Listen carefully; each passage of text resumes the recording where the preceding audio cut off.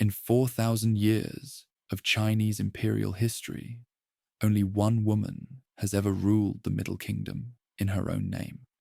Her story begins not with destiny, but with defiance against a world that declared such ambition impossible. The year is 705 AD. In the imperial capital of Luoyang, ministers gather in hushed conference rooms, plotting the downfall of their emperor. But this emperor is no weak prince or aging dynasty founder. This is Wu Zetian, a woman who has held absolute power for 15 years, commanding 50 million subjects across an empire that stretches from Korea to Central Asia.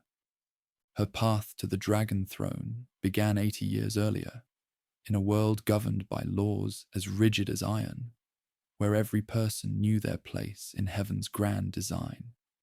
This was the Tang Dynasty at its zenith, when China considered itself the center of civilization, surrounded by barbarian kingdoms that paid tribute to the Son of Heaven. For a millennium, Confucian teaching had defined the natural order: heaven above, earth below, emperor above, subjects below, man above, woman below. The woman follows the man, declared the ancient texts. In youth, she follows her father. In marriage, she follows her husband. In widowhood, she follows her son. To challenge this was to challenge the fundamental structure of the universe itself. Yet in 624 AD, in a merchant's house in the provinces, a girl was born who would demolish these certainties one by one. She would eliminate rivals, elevate peasants to power, and command armies. She would create governmental systems that outlasted dynasties and prove that intelligence and ruthlessness could triumph over every tradition. Wu Zetian's rise was neither accident nor seduction. It was the methodical conquest of power by someone who understood its mechanisms better than any man of her age. Her story reveals the revolutionary idea that merit, not gender, should determine who rules. It begins, as all such stories must, with a child who learned early that the world's rules were made by those strong enough to enforce them and clever enough to rewrite them entirely.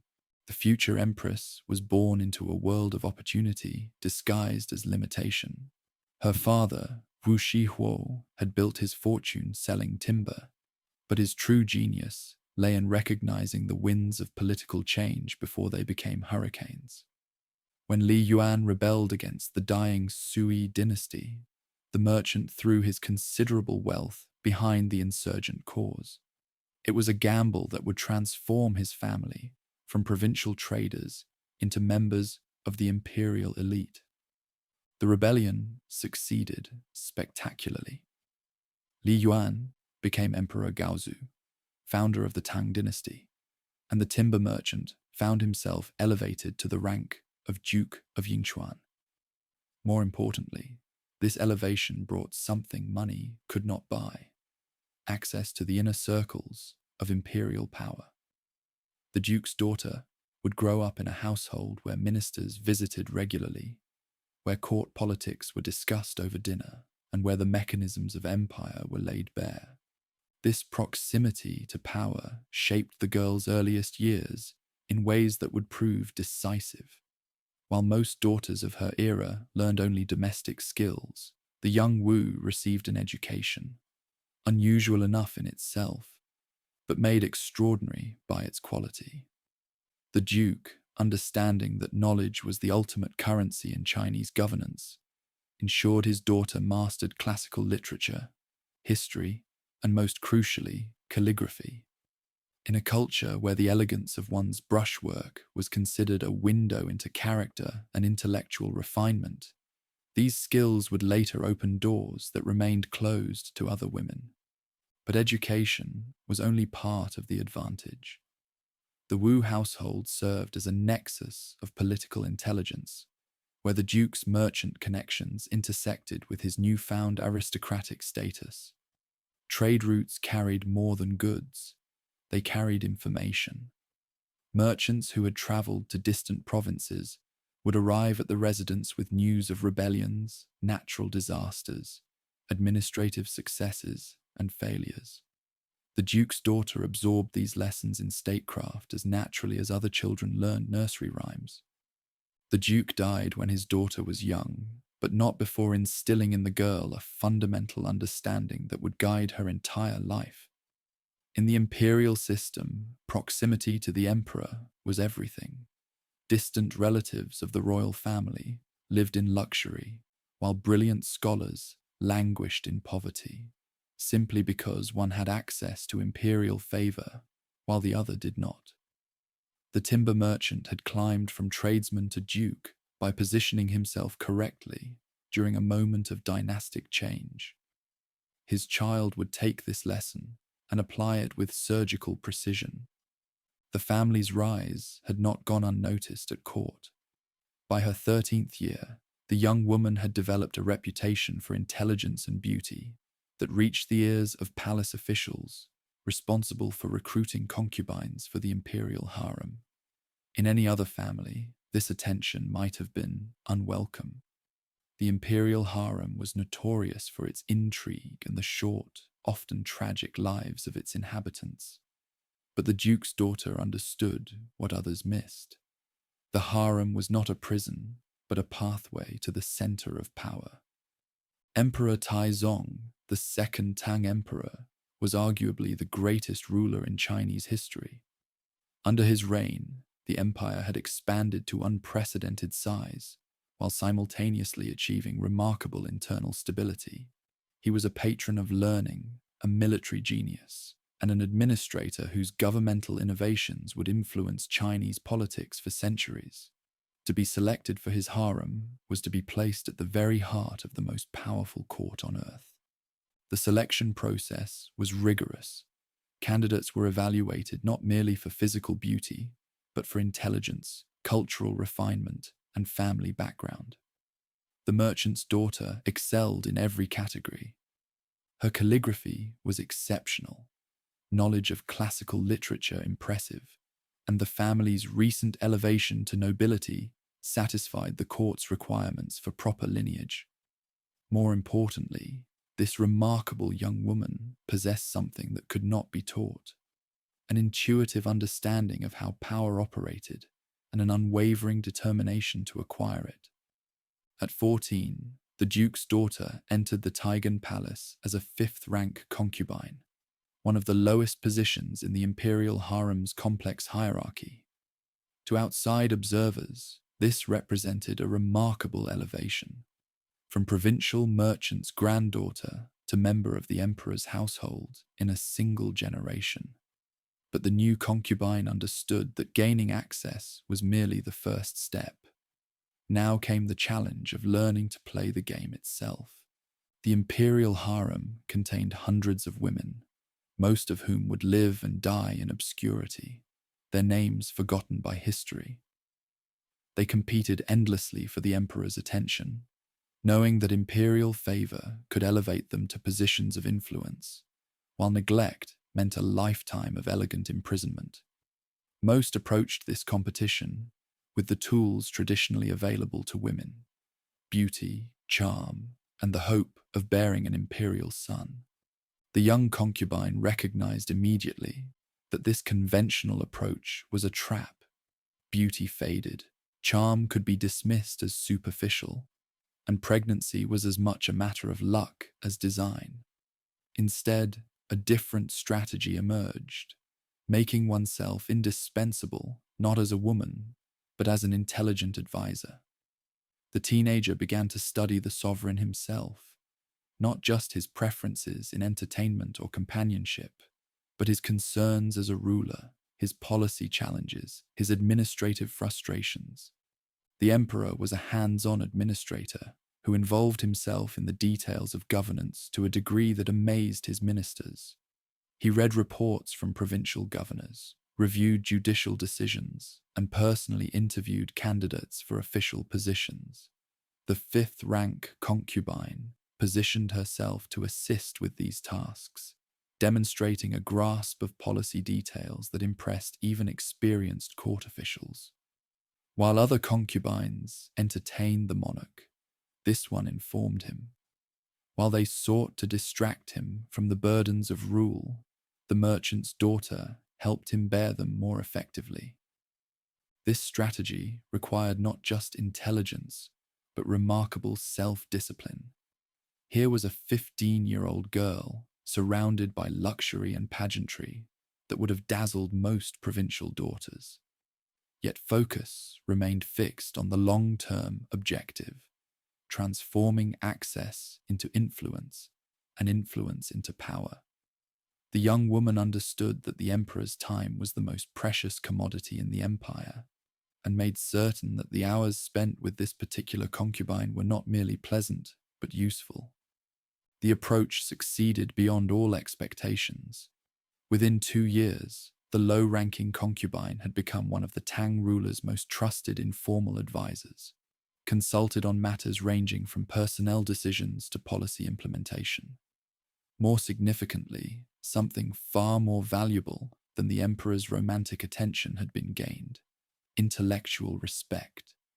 In a court where women were expected to remain decoratively silent, the merchant's daughter had become a voice that the most powerful man in the world actively sought to hear. But even as this position, with the current emperor, was being consolidated, thoughts were already turning to the next phase of ascent.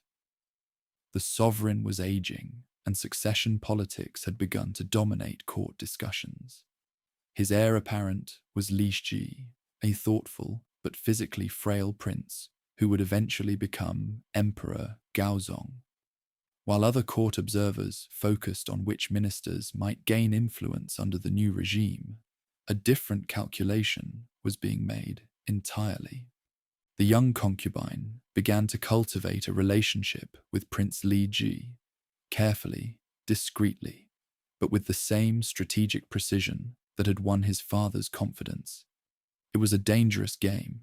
Imperial concubines were forbidden from having relationships with anyone other than the emperor, and the penalty for such conduct was death. But the merchant's daughter understood that the greatest risks often offered the greatest rewards.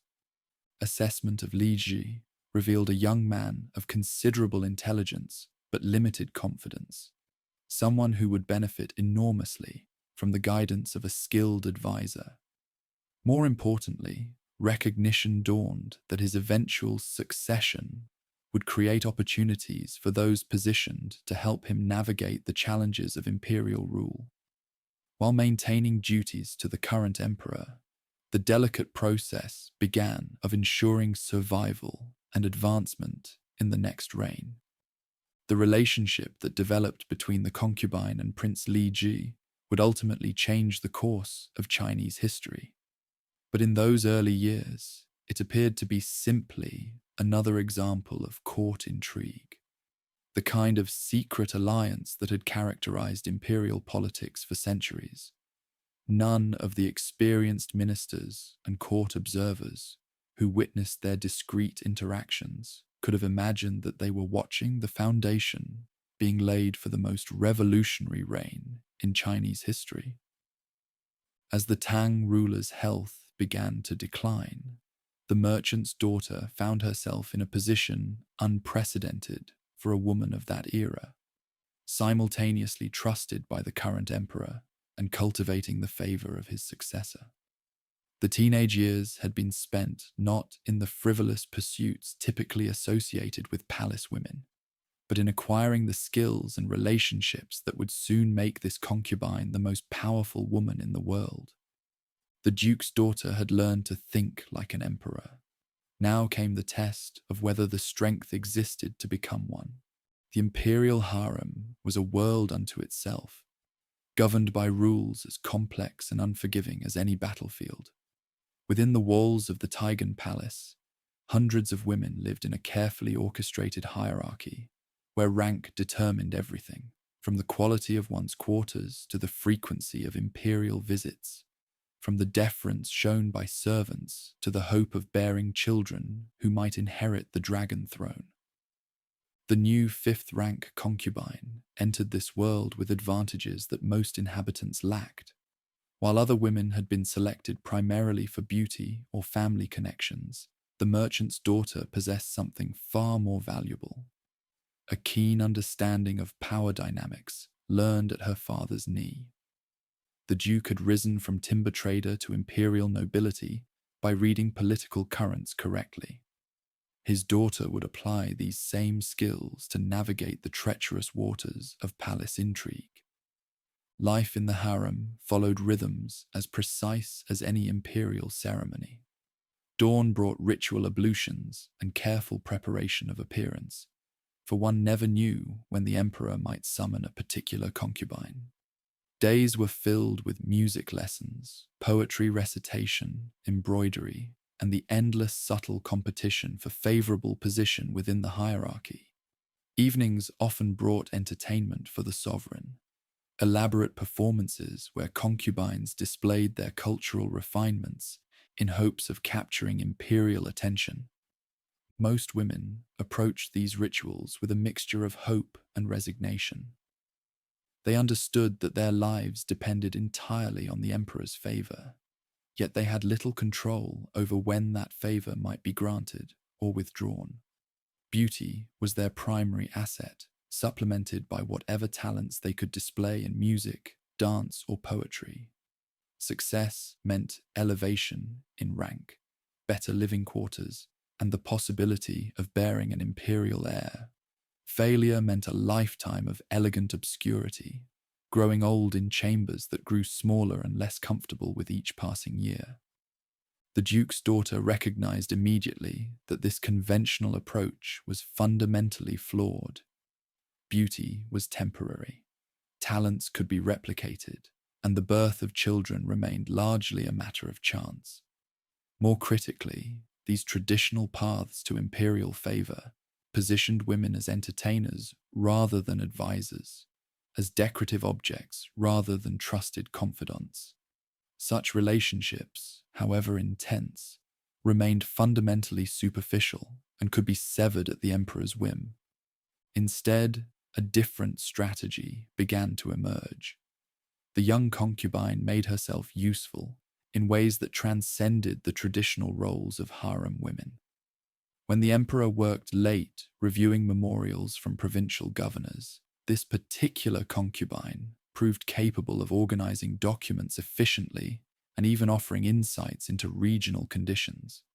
When administrative decisions required careful consideration, the merchant's daughter demonstrated an understanding of policy implications that impressed courtiers who had served the throne for decades. This approach required extraordinary self-discipline and strategic thinking. The teenager was surrounded by luxury and pageantry that would have overwhelmed most provincial girls. Silk robes replaced simple cotton garments. Elaborate meals appeared at scheduled intervals. Servants attended to every need. Gardens of exquisite beauty provided venues for contemplation and exercise. Yet focus remained fixed on the long-term objective: transforming access into influence. The emperor's daily routine provided the framework for this campaign. The Tang ruler rose before dawn to review reports from across his vast empire. Provincial governors submitted regular accounts of local conditions, crop yields, tax collections, bandit activities, natural disasters. Military commanders reported on border security and the movements of potentially hostile neighbors. Court officials provided updates on administrative efficiency and the implementation of imperial edicts. Managing this constant flow of information required skills that few people possessed. The emperor needed not just literacy, but the ability to synthesize complex data quickly and identify patterns that might indicate emerging problems or opportunities. He required advisors who could grasp the implications of seemingly minor developments and suggest appropriate responses. The fifth-rank concubine positioned herself to assist with these critical tasks, while other women prepared elaborate entertainments designed to distract the sovereign from his burdens. This one helped him bear those burdens more effectively. When reports arrived describing drought conditions in distant provinces, the young woman could discuss the likely impact on tax revenues and suggest adjustments to imperial policies. When military dispatches indicated increased activity along northern borders, the concubine demonstrated familiarity with tribal politics and trade relationships that might explain the movements. This knowledge had not been acquired by accident. The merchant's daughter had grown up in a household where information flowed constantly from trade networks that spanned the empire. Timber merchants dealt with officials in dozens of provinces. They understood regional variations in weather patterns, local political dynamics, and the competence of various administrators.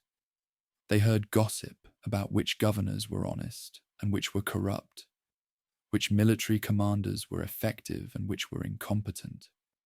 More importantly, the Duke's daughter had absorbed lessons in how information could be transformed into influence.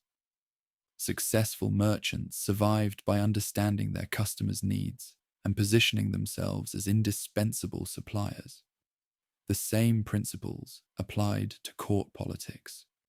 The emperor's greatest need was for accurate, timely intelligence about conditions throughout his realm. By meeting this need more effectively than traditional advisors, the young concubine gradually made herself invaluable. The strategy succeeded beyond all reasonable expectations. Within 18 months, the low-ranking harem member had become one of the emperor's most trusted informal counselors. Ministers who had initially dismissed the teenager as merely another pretty face began to recognize that this particular woman possessed insights that could enhance their own effectiveness. Court officials started consulting the concubine about policy matters, knowing that her recommendations often aligned with imperial preferences. More significantly, the emperor himself began to rely on these consultations. The sovereign was a hands-on administrator who prided himself on personal involvement in governmental decisions. He interviewed candidates for official positions personally, reviewed judicial verdicts that involved significant penalties, and maintained direct correspondence with provincial governors. This level of engagement required enormous amounts of time and energy. An advisor who could help manage these responsibilities efficiently became indispensable. Yet even as this remarkable position was being consolidated, the merchant's daughter remained acutely aware of its limitations. Imperial favor, however deep, remained ultimately fragile. Emperors aged, died, and were succeeded by heirs who might have entirely different preferences and priorities. Concubines who had enjoyed great influence under one reign often found themselves marginalized or worse under the next. History provided numerous examples of powerful women who had failed to survive dynastic transitions. The solution lay in cultivating relationships that would extend beyond the current emperor's lifetime. Prince Li Ji, heir apparent to the Tang throne, represented the key to long-term survival and advancement. The challenge was establishing meaningful contact with the prince while maintaining absolute discretion about such interactions. Imperial protocol strictly forbade romantic relationships between concubines and anyone other than the emperor. The penalty for violating this prohibition was death, typically carried out with elaborate public ceremony designed to reinforce the sanctity of imperial prerogatives. Yet the Duke's daughter understood that the greatest opportunities often required accepting the greatest risks. The heir apparent was a complex young man, intellectually gifted but physically frail, thoughtful but lacking in confidence. He had received an excellent education, but possessed limited practical experience in governance. More importantly, he seemed genuinely interested in the welfare of his future subjects, rather than merely the privileges of imperial power. These characteristics suggested that the prince would benefit enormously from the guidance of skilled advisors and might prove receptive to unconventional counsel. The process began with seemingly casual encounters in palace gardens and corridors. The prince often walked alone, seeking solitude from the constant attention of courtiers and tutors. During these moments, chance meetings could occur that appeared entirely innocent to outside observers. A concubine might be gathering flowers for the emperor's chambers. A prince might pause to admire particularly beautiful blossoms. Polite conversation about poetry or philosophy could follow naturally from such encounters. These brief exchanges revealed a young man hungry for intellectual companionship with someone who was not constantly seeking favor or advantage.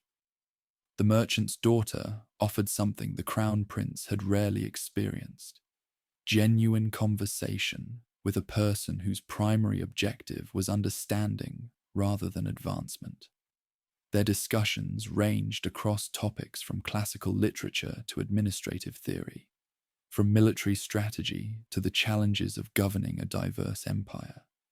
Gradually, a relationship developed that was unlike anything either participant had previously experienced. For the heir apparent, the concubine represented a confidant who could discuss complex ideas without the formal constraints that governed most court interactions. For the duke's daughter, the prince offered access to the inner workings of imperial decision-making, an insight into the challenges that would define the next reign. Both understood the enormous risks involved in these clandestine meetings. Discovery would mean death for the concubine and severe consequences for the future emperor. Yet both also recognized that their relationship offered possibilities that conventional court alliances could never provide. They were laying the foundation for a partnership that would ultimately reshape Chinese history. As the emperor's health began to show signs of decline, succession planning became an increasingly prominent concern throughout the palace. Ministers positioned themselves to gain influence under the new regime. Military commanders sought to demonstrate their loyalty to the heir apparent. Provincial governors began corresponding directly with the crown prince as well as his father.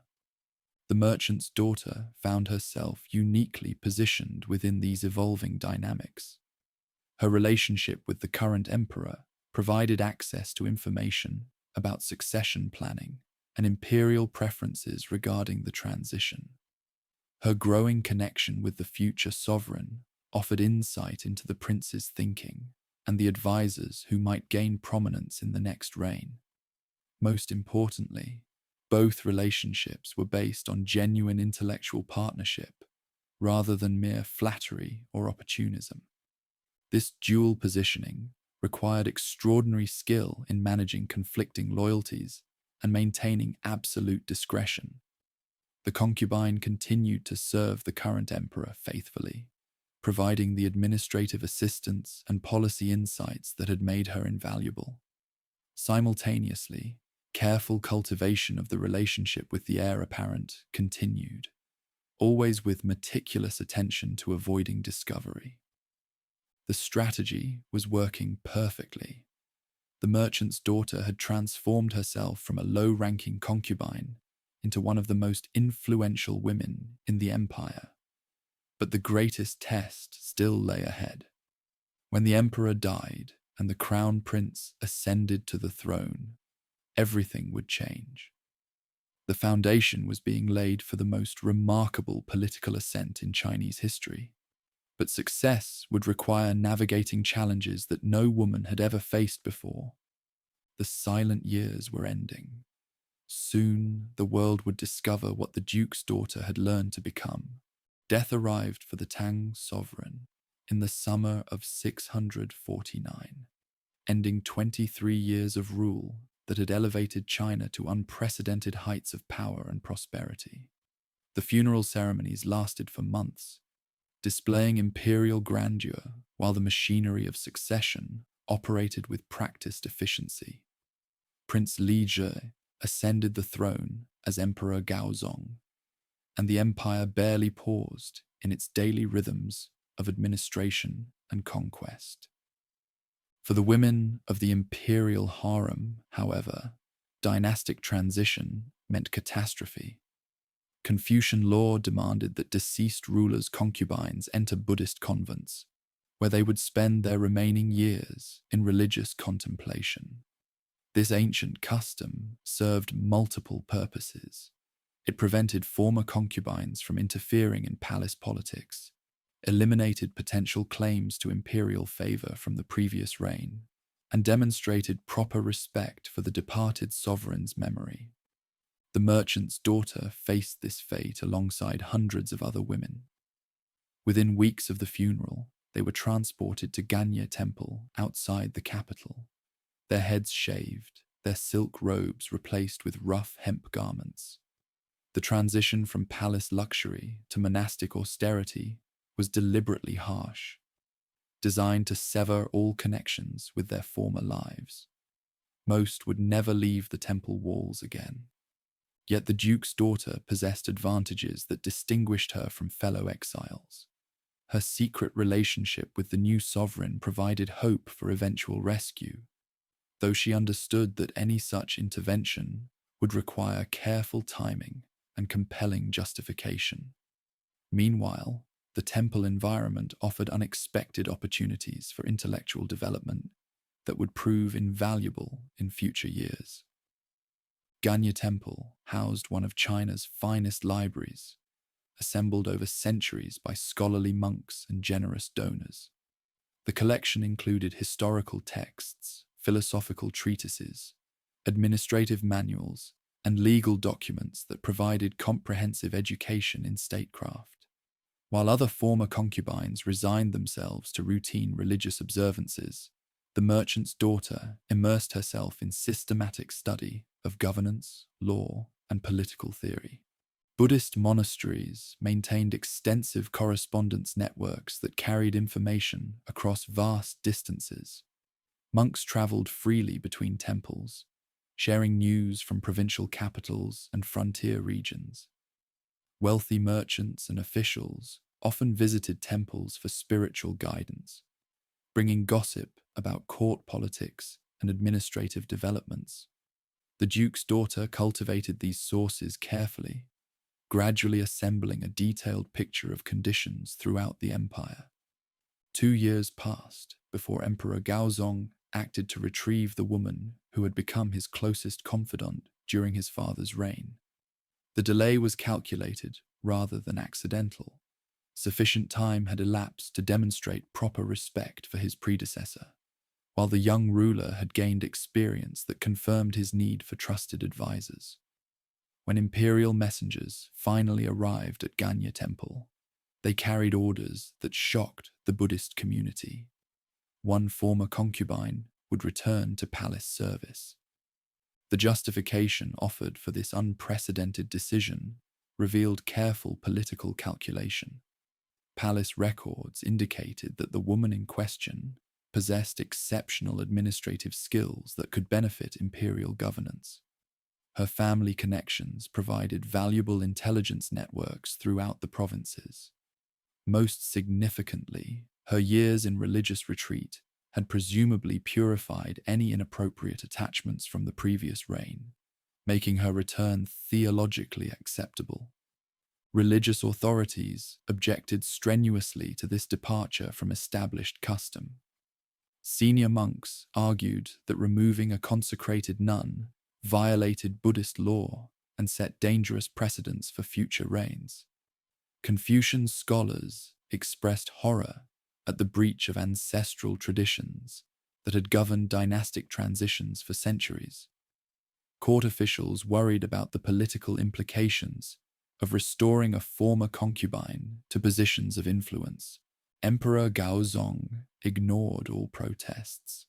The timber merchant's daughter returned to the palace in early 652, officially designated as a second-rank concubine, a dramatic elevation from her previous fifth-rank status. More importantly, she was immediately granted private audiences with the sovereign and consulted on administrative matters that traditionally remained within the exclusive purview of male ministers. The imperial harem that awaited her return had been transformed by the succession. Gaozong had married Empress Wang, a woman from one of China's most prestigious aristocratic families, whose primary qualification was her impeccable bloodline rather than personal capabilities. Consort Xiao, the emperor's favored secondary wife, possessed considerable beauty and cultural refinement, but limited interest in political affairs. Both women had assumed that the young ruler's romantic and intellectual needs would be met within this conventional arrangement. The appearance of a former concubine who commanded immediate imperial attention disrupted these comfortable assumptions. The Empress quickly recognized that the returnee posed a fundamental threat to her position, not merely as a potential romantic rival, but as someone who could provide the Emperor with intellectual partnership that his current wife could not match. The secondary consort, initially less concerned, gradually understood that her own favored status depended on the Emperor's continued satisfaction with existing arrangements. Palace intrigue intensified as the three women maneuvered for advantage within the imperial household. Wang possessed the strongest formal position. Her marriage had been arranged to cement political alliances between the imperial family and powerful aristocratic clans, giving her substantial support among court officials. The favored concubine enjoyed the emperor's obvious affection and had borne him children, creating maternal claims that could prove decisive in future succession disputes. The merchant's daughter held seemingly weaker cards: no aristocratic connections, no children, and the stigma of having served the previous emperor. Yet she possessed capabilities that neither rival could match. Her administrative expertise made her genuinely useful to a ruler struggling with the complexities of governing an empire that spanned continents. Her intelligence networks provided information about provincial conditions that proved more accurate than official reports. Most crucially, she offered intellectual companionship that the emperor valued more highly than conventional feminine attractions. The competition between these women would reshape palace dynamics and ultimately determine the course of Chinese history. But first, the returnee from Ganye Temple faced an immediate challenge: establishing her position within the harem hierarchy while avoiding the mistakes that had destroyed countless palace women before her. Imperial favor alone could not guarantee survival in the treacherous environment of court politics. The merchant's daughter needed to build broader support networks, eliminate potential threats, and position herself for long-term advancement. Her rivals possessed formidable advantages and would not surrender their positions without determined resistance. The first phase of this struggle centered on securing the emperor's exclusive attention. Gaozong was a conscientious ruler who worked long hours on administrative matters, but he was also a young man in need of personal companionship and emotional support. His marriage to Empress Wang had been arranged for political purposes and provided little personal satisfaction. His relationship with Consort Xiao, while genuine, was based primarily on physical attraction rather than intellectual compatibility. The former nun offered something entirely different: a partnership that combined personal intimacy with professional collaboration. When the emperor struggled with complex policy decisions, she could provide insights based on extensive reading and information gathering.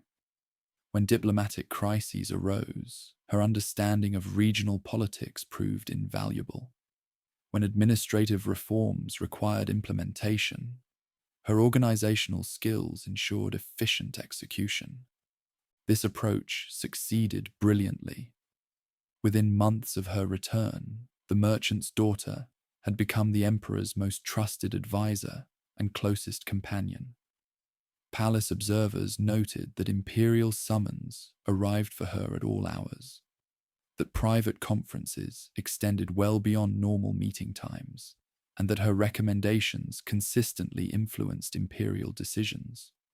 Success, however, spread resentment among established palace factions.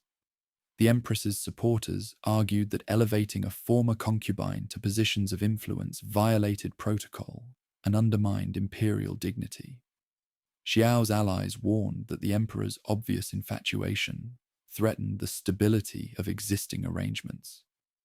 Ministers who had expected to dominate the young ruler's decision-making process found themselves bypassed in favor of a woman whose background they considered inappropriate. Opposition crystallized around a central theme. The returnee from Ganya Temple represented a dangerous departure from established customs that had governed Chinese imperial politics for centuries.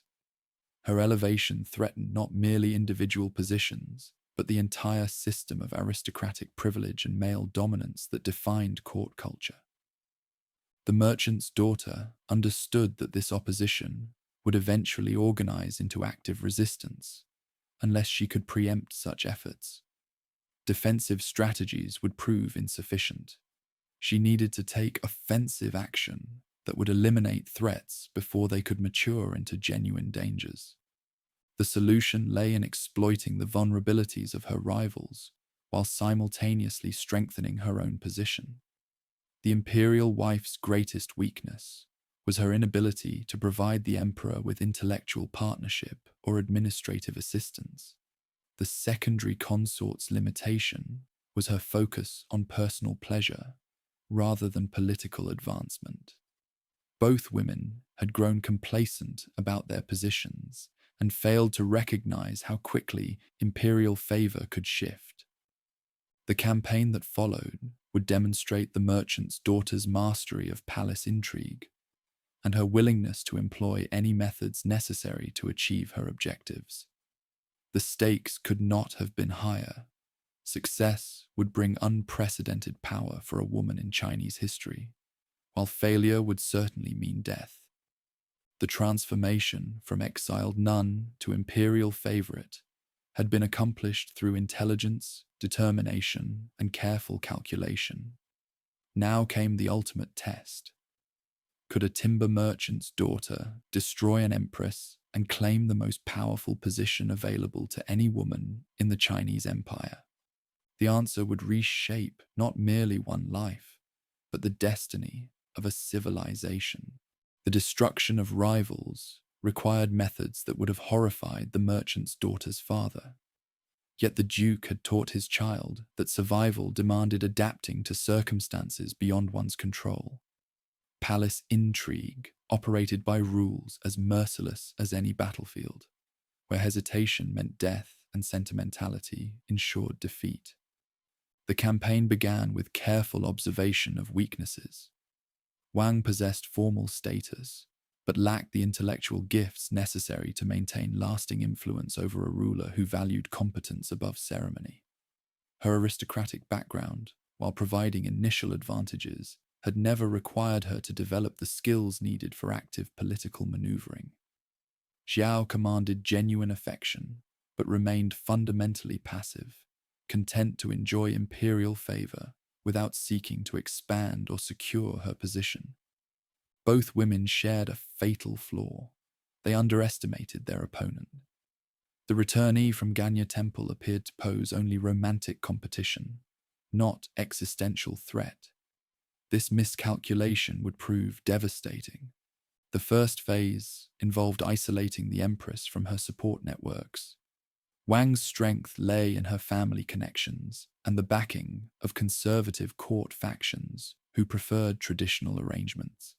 The former nun began spreading carefully crafted rumors about the imperial wife's inability to produce male heirs, suggesting that heaven itself had withdrawn approval from the marriage. Palace servants, rewarded for their discretion, reported private conversations where the Empress expressed frustration with her husband's growing distance.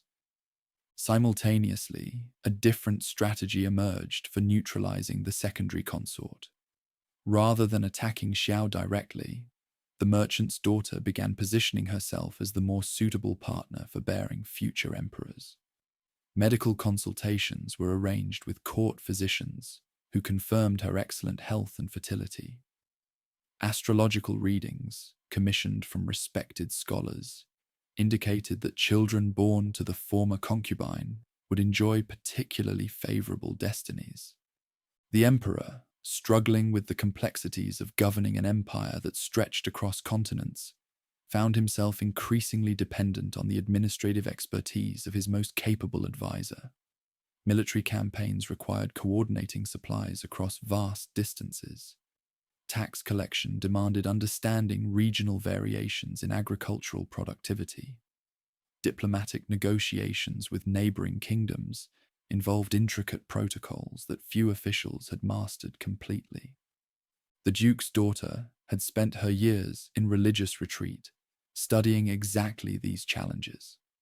Her systematic examination of historical precedents provided solutions to problems that had puzzled experienced ministers. Her information networks, cultivated through merchant connections and temple correspondence, offered intelligence that proved more accurate than official reports. Her organizational abilities ensured that imperial decisions were implemented efficiently throughout the bureaucracy. Within months, the former nun had become indispensable to daily governance. Palace observers noted that no significant policy decisions were made without consulting her opinion. Foreign ambassadors began requesting private audiences, recognizing that her recommendations carried decisive weight with the sovereign. Provincial governors started submitting reports directly to her office, understanding that her analysis would determine imperial responses. This expanding influence created opportunities for eliminating opposition more systematically. Court appointments could be influenced to favor officials who supported the merchant's daughter's position, while marginalizing those who remained loyal to her rivals. Financial allocations could be adjusted to reward provinces whose governors demonstrated appropriate deference. Military assignments could be arranged to place reliable commanders in strategic positions. The Empress found herself increasingly isolated, as former allies discovered that opposing the Emperor's favorite advisor damaged their own prospects for advancement. Ministers who had initially supported Wang's position began distancing themselves, recognizing that their careers depended on maintaining good relationships with the woman who had gained such extraordinary influence over imperial decision-making. The secondary consort faced different pressures. Her relationship with the ruler had been based primarily on personal attraction and emotional comfort rather than political partnership. As Gaozong became more absorbed in governmental responsibilities, he had less time for purely recreational companionship.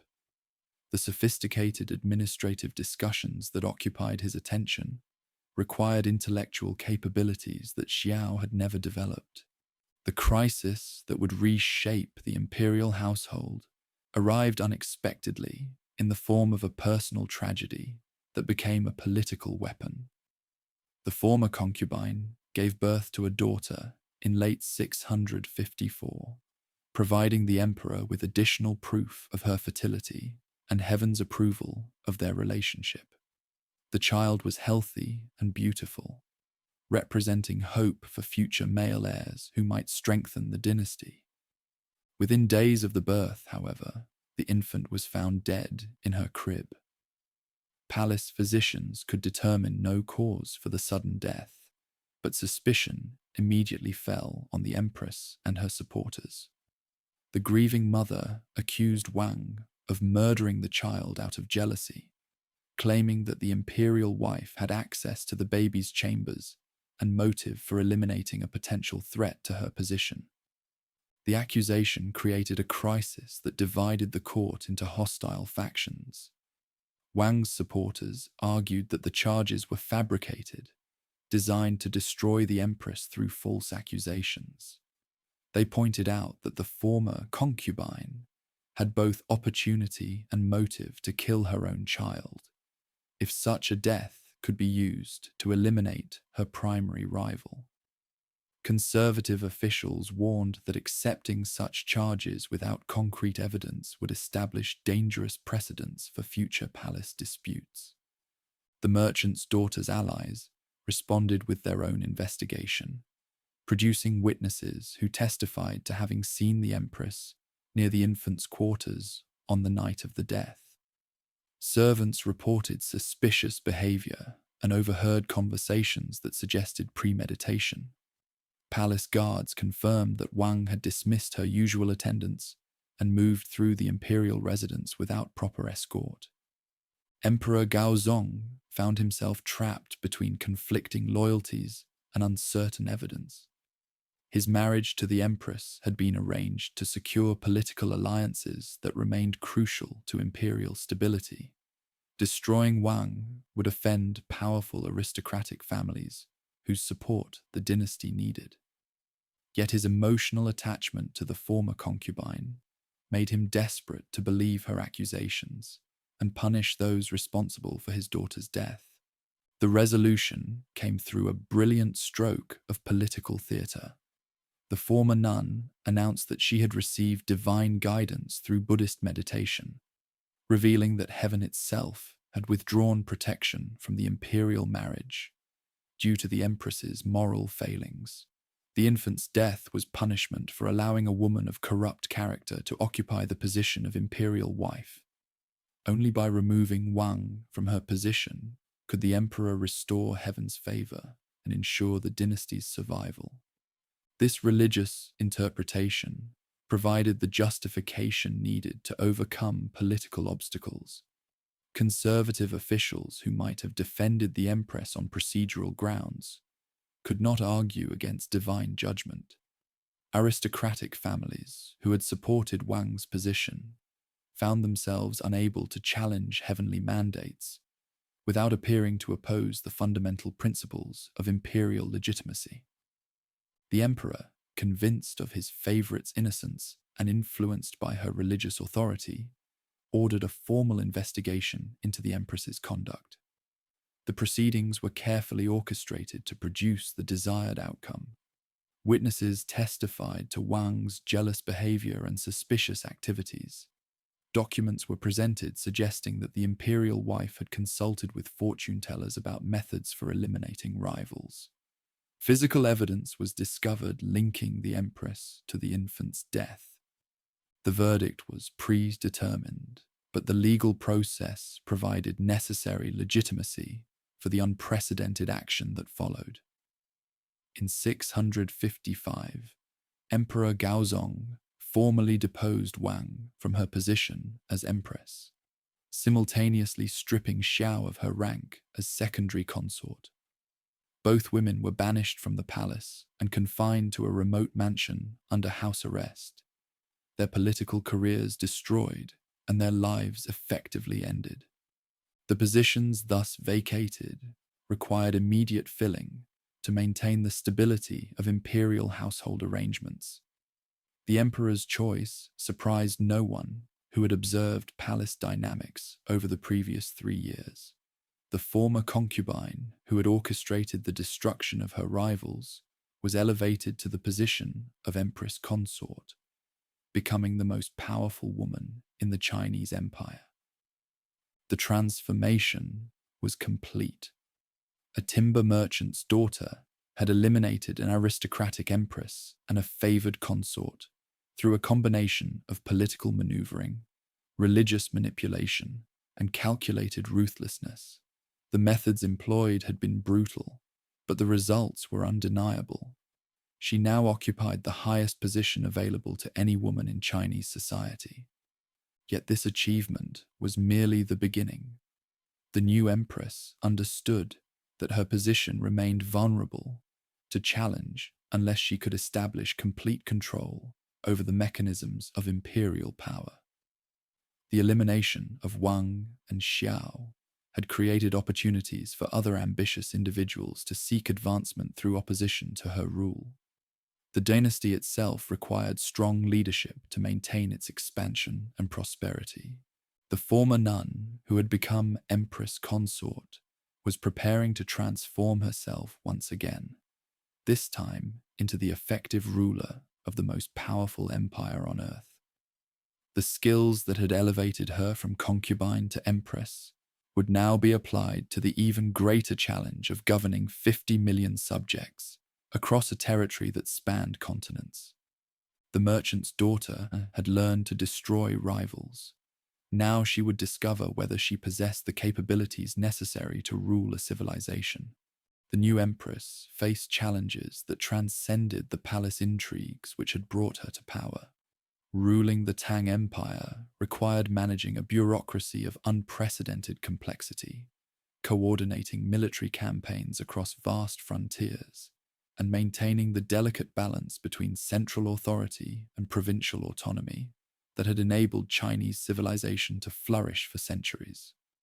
Gaozong's health began deteriorating within months of his wife's elevation, creating opportunities that the former concubine seized with characteristic decisiveness.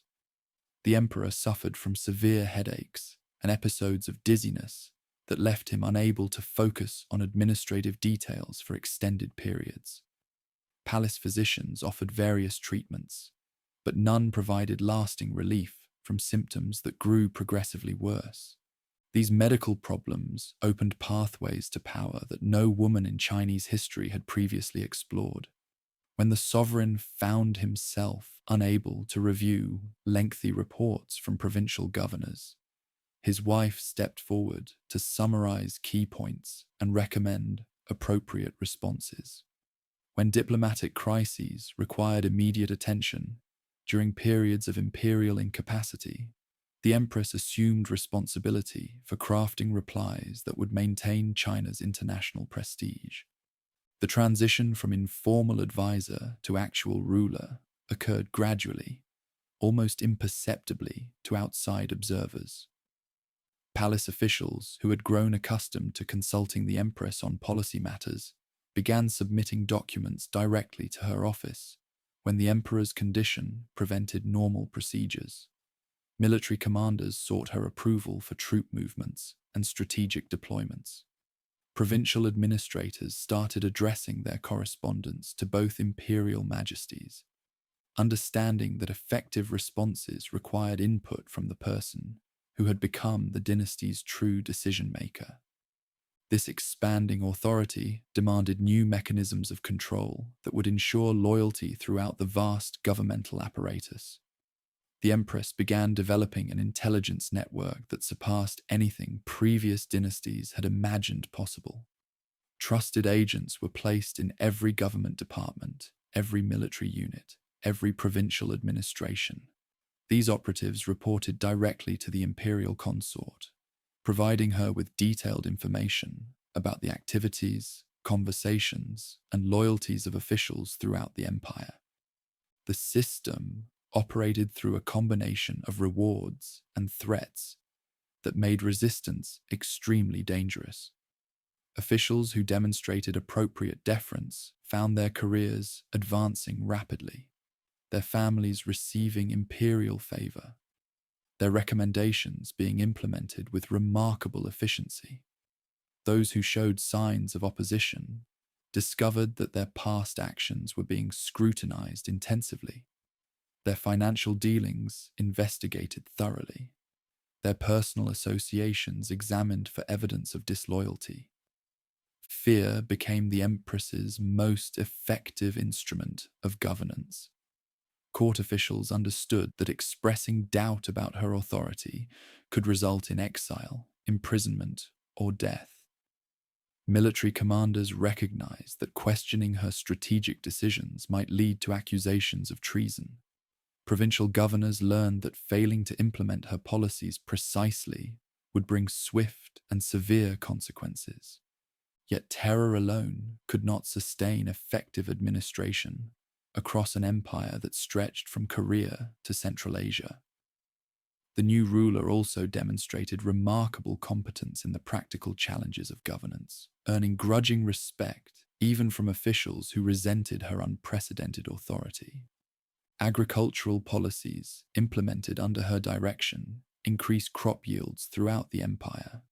The Empress understood that China's prosperity depended on maintaining adequate food supplies for its enormous population, and she devoted considerable attention to irrigation projects, seed distribution programs, and techniques for improving soil fertility. Provincial reports indicated that famine, which had periodically devastated various regions, became increasingly rare during her period of influence. Military campaigns conducted under her oversight expanded Chinese territory while strengthening border defenses. The Empress possessed an intuitive grasp of strategic principles that impressed experienced generals. She understood the importance of maintaining supply lines across vast distances, coordinating movements between multiple armies, and exploiting enemy weaknesses through careful timing of offensive operations. Diplomatic relations with neighboring kingdoms improved significantly as foreign rulers recognized that the Tang Empire was being governed by someone who combined ruthless determination with sophisticated understanding of international politics. The Empress cultivated alliances that served Chinese interests while avoiding conflicts that might drain imperial resources unnecessarily. Perhaps most significantly, she began implementing administrative reforms that would outlast her own reign and influence Chinese governance for centuries. The examination system for selecting government officials was expanded and systematized, ensuring that competent individuals from humble backgrounds could advance to positions of authority based on merit rather than aristocratic connections. The complaint box system she established allowed common people to petition the imperial government directly, bypassing local officials who might suppress legitimate grievances. This innovation provided the central administration with valuable information about conditions throughout the empire, while demonstrating that the dynasty cared about the welfare of ordinary subjects. Legal reforms improved the status of women in inheritance disputes and marriage arrangements, though these changes were implemented gradually to avoid provoking conservative opposition. The Empress understood that her own position depended partly on maintaining social stability, yet she also recognized opportunities to advance the interests of her gender within existing legal frameworks. Cultural achievements flourished under her patronage. The Longmen grottos, massive Buddhist cave complexes carved into cliffsides near the capital, were commissioned during this period and represent some of the finest artistic accomplishments in Chinese history. These monuments served multiple purposes. They demonstrated imperial piety, provided employment for thousands of craftsmen, and created lasting symbols of the dynasty's cultural sophistication. Buddhist monasteries received generous imperial support, both as expressions of religious devotion and as counterweights to Confucian influence within the governmental apparatus. The Empress understood that Buddhist philosophy, with its emphasis on individual merit and spiritual achievement, provided better justification for her unprecedented authority than traditional Confucian teachings about hierarchical social relationships. The patronage of Buddhism also enabled the ruler to cultivate support among segments of the population that might otherwise have remained indifferent to political developments. Buddhist merchants, scholars, and clergy became valuable allies who helped legitimize her authority through religious arguments rather than purely political ones. Opposition to the Empress's expanding power came primarily from conservative court factions who viewed her influence as a dangerous departure from established traditions. These officials argued that allowing a woman such extensive authority violated fundamental principles of Chinese governance and threatened the dynasty's legitimacy in the eyes of heaven. The response to such criticism was swift and devastating. Officials who openly challenged the Empress's authority found themselves accused of corruption, incompetence, or treason. Evidence supporting these charges was invariably discovered by her intelligence agents, who had developed remarkable skill in uncovering compromising information about potential opponents. Public trials of dissenting officials served as warnings to others who might consider resistance. The proceedings were conducted with legal formality, but the outcomes were predetermined. Sentences ranged from exile to execution, depending on the severity of the alleged offences and the need to send appropriate messages to surviving members of the court. Families of condemned officials faced collective punishment designed to discourage future opposition. Property was confiscated, relatives were stripped of their positions, and social ostracism made it difficult for survivors to rebuild their lives. These harsh measures ensured that challenging the Empress's authority carried consequences that extended far beyond individual punishment. The Emperor's declining health accelerated the concentration of power in his wife's hands. By 660, Gaozong was experiencing periods of near-complete incapacity, during which the Empress assumed full responsibility for governing the empire. Palace announcements attributed imperial decisions to both sovereigns jointly, but informed observers understood that effective authority had shifted entirely to the former concubine. This transition created new challenges and opportunities. Conservative officials who had accepted the Empress's influence as a temporary accommodation to the Emperor's medical problems began questioning whether such arrangements could continue indefinitely. Some started exploring alternatives that might restore traditional governmental structures without directly confronting the increasingly powerful ruler. The Empress recognized that her position would become vulnerable if the Emperor died, while their children remained too young to inherit the throne.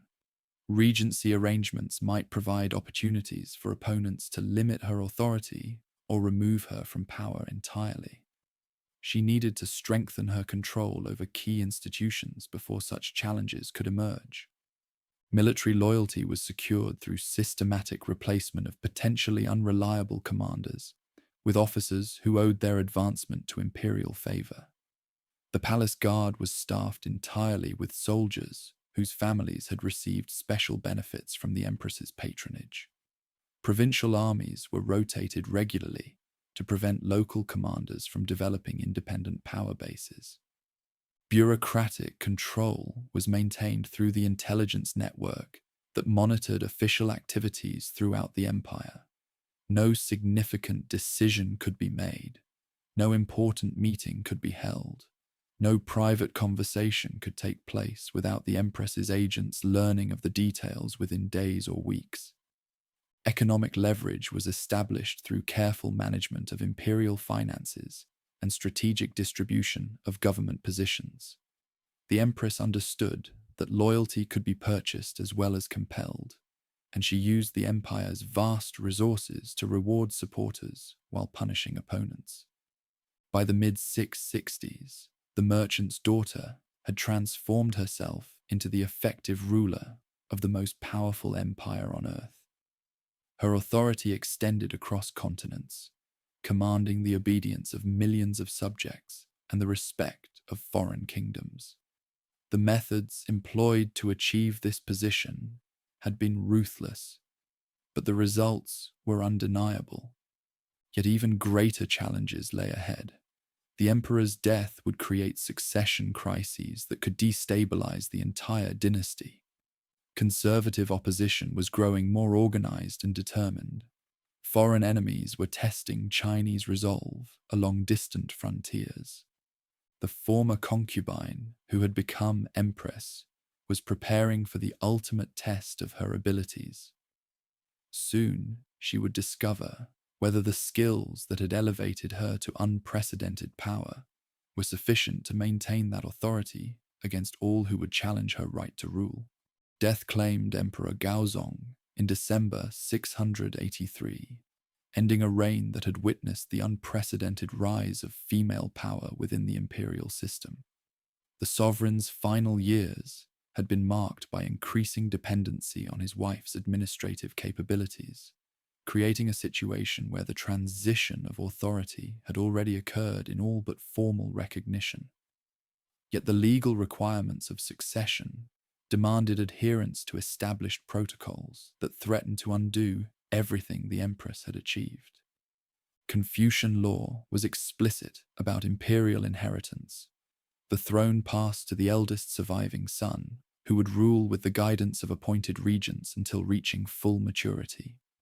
The Empress's own children, Li Jie and Li Dan, were the designated heirs, but both remained young men whose political experience was limited and whose loyalty to their mother could not be guaranteed once they assumed imperial authority. The immediate succession crisis revealed the fundamental contradiction between the Empress's actual power and her formal position within the governmental structure. She had governed the empire effectively for over a decade, yet legally she possessed no independent claim to continue ruling after her husband's death. Traditional arrangements would have relegated her to an advisory role at best, with real authority passing to male regents chosen by the court's senior ministers. The resolution of this dilemma required political maneuvering of extraordinary sophistication. The Empress needed to maintain control while appearing to respect established customs, eliminate potential opposition while avoiding actions that might provoke broader resistance, and position herself for long-term authority while managing the immediate challenges of dynastic transition. Li Jie ascended the throne as Emperor Zhang, with his mother serving as regent during the initial period of his reign. This arrangement satisfied legal requirements while preserving the Empress's effective control over imperial decision-making. Palace announcements emphasized the new sovereign's youth and the necessity of experienced guidance during his adjustment to imperial responsibilities. The young ruler, however, proved less malleable than his mother had anticipated. Zhongzong possessed political ambitions of his own and chafed under the restrictions imposed by regency arrangements. He began asserting independent authority over court appointments and policy decisions, threatening to disrupt the carefully constructed system that had enabled his mother's dominance. The conflict came to a head over the appointment of Wei Xuanzheng, Zhongzong's father-in-law, to a high government position. The Empress opposed this nomination, recognizing that it would create an alternative power center within the imperial family that could challenge her authority. When her son insisted on proceeding with the appointment, despite her objections, she understood that more decisive action was required. In February 684, less than 2 months after his coronation, Zhongzong was deposed by his mother and exiled to a remote province. The official justification cited the young emperor's inexperience and his susceptibility to the influence of corrupt advisors who threatened the dynasty's stability. Palace documents described the action as a temporary measure designed to protect imperial authority until more suitable arrangements could be established. Li Dan, the Empress's younger son, was installed as Emperor Ruizong, with the understanding that his mother would continue serving as regent indefinitely. This second arrangement proved more satisfactory from the perspective of maintaining established power structures. Ruizong was even younger than his deposed brother and demonstrated less inclination toward independent political action. Yet even this solution remained fundamentally unstable. The Empress understood that ruling through puppet emperors created vulnerabilities that determined opponents could exploit. Her authority depended on the continued acquiescence of sons who might eventually assert their legal rights to independent rule. Conservative court factions that opposed her influence could rally around the legitimate emperors while challenging the regent's unprecedented power. The intelligence network she had developed during the previous decades now proved invaluable in identifying and neutralizing threats before they could mature into active resistance. Agents throughout the governmental apparatus reported on conversations, meetings, and activities that might indicate emerging opposition. Officials whose loyalty appeared questionable were transferred to positions where they could cause less damage or removed from office entirely on various pretexts. A series of purges eliminated potential leaders of conservative resistance. The charges brought against targeted officials ranged from corruption and incompetence to treason and conspiracy against the dynasty. Evidence supporting these accusations was invariably discovered by imperial investigators, who had developed remarkable skill in uncovering compromising information about designated targets. Chu Suiliang, a respected minister who had served the dynasty for decades, was accused of plotting against the imperial family and exiled to a distant province where he died in disgrace. Han Yuan, another veteran official who had expressed doubts about the regent's expanding authority, was charged with financial irregularities and stripped of all positions. Dozens of lesser functionaries suffered similar fates, as the Empress systematically eliminated anyone who might organize opposition to her rule. The military posed a different category of challenge. Army commanders possessed the physical force necessary to resist imperial authority if they chose to act collectively. However, the Empress had spent years cultivating relationships with key officers and ensuring that potentially unreliable leaders were replaced with individuals who owed their advancement to her patronage. Regional governors represented another potential source of opposition, given their control over provincial resources and their distance from the capital's direct oversight. The Empress addressed this challenge through a combination of incentives and threats that made rebellion extremely costly, while rewarding continued loyalty with substantial benefits. Economic leverage proved particularly effective in maintaining control over distant territories. The imperial government controlled tax collection, trade regulations, and infrastructure projects that determined the prosperity of individual provinces. Governors who demonstrated appropriate deference found their regions receiving generous investment in roads, irrigation systems, and public buildings. Those who showed signs of independence discovered that their requests for imperial support were delayed or denied entirely. Cultural and religious policies served similar purposes in building broader support for the regent's authority. Buddhist monasteries continued receiving generous patronage, creating networks of influential clergy who praised the Empress's wisdom and piety. Confucian scholars were encouraged to develop new interpretations of classical texts that could accommodate unprecedented governmental arrangements.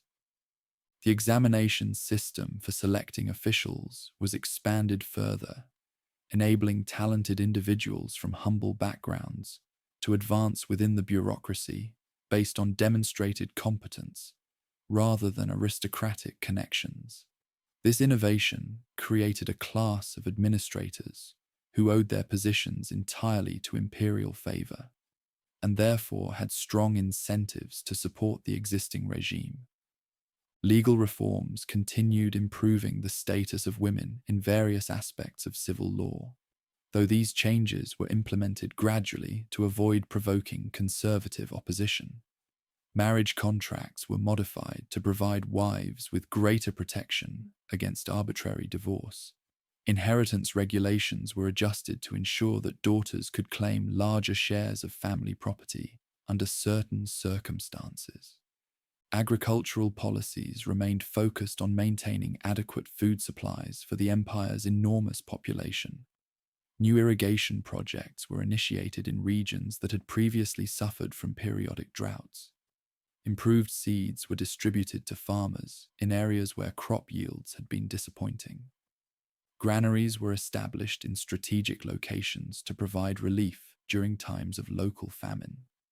Military campaigns during this period successfully expanded Chinese territory, while strengthening border defenses against potential invaders. The Empress demonstrated sophisticated understanding of strategic principles, coordinating complex operations across vast distances and exploiting enemy weaknesses through careful timing of offensive actions. Diplomatic relations with neighboring kingdoms were managed skillfully to advance Chinese interests while avoiding unnecessary conflicts. Foreign rulers recognized that the Tang Empire was being governed by someone who combined ruthless determination with practical wisdom, leading to treaties and alliances that enhanced China's international prestige. By the late 600s and 80s, the Empress had consolidated her authority to an extent that made formal recognition of her power increasingly logical. She ruled the empire in all but name, commanded the loyalty of military forces and civilian administrators, and had eliminated most sources of organized opposition to her continued dominance. The final step in her political evolution required breaking the ultimate taboo of Chinese imperial history. No woman had ever claimed the title of emperor in her own right, ruling as a sovereign rather than a regent or consort. Such an action would challenge fundamental assumptions about gender roles and political authority that had governed Chinese civilization for millennia. Yet the practical arrangements that had evolved during the Regency made this transition almost inevitable. The Empress already possessed all the substantive powers of imperial rule. Her puppet emperor served no meaningful function beyond satisfying legal formalities that had become increasingly meaningless. The governmental apparatus operated according to her directions rather than his preferences. Conservative opposition to such a development was predictable, but had been systematically weakened through years of purges and intimidation. Military loyalty had been secured through careful personnel policies and generous rewards for reliable commanders. Bureaucratic support had been cultivated through merit-based promotions and expanded opportunities for advancement. The religious justification for female rule was carefully prepared through Buddhist scholarship that emphasized spiritual merit over gender distinctions. Confucian interpretations were developed that could accommodate exceptional circumstances, requiring departures from traditional practices. Historical precedents were cited from earlier periods when empresses had exercised similar authority. In 690, 7 years after her husband's death and 26 years after her return from Ganya Temple, the merchant's daughter took the final step in her remarkable ascent. She deposed her son, Emperor Ruizong, assumed the title of emperor herself, and established the Zhou dynasty with herself as its founding ruler. The transformation was complete. A concubine who had once faced exile to a Buddhist convent had become the first and only woman in Chinese history to rule the empire as emperor in her own right. The methods employed to achieve this unprecedented position had been ruthless, but the results were undeniable.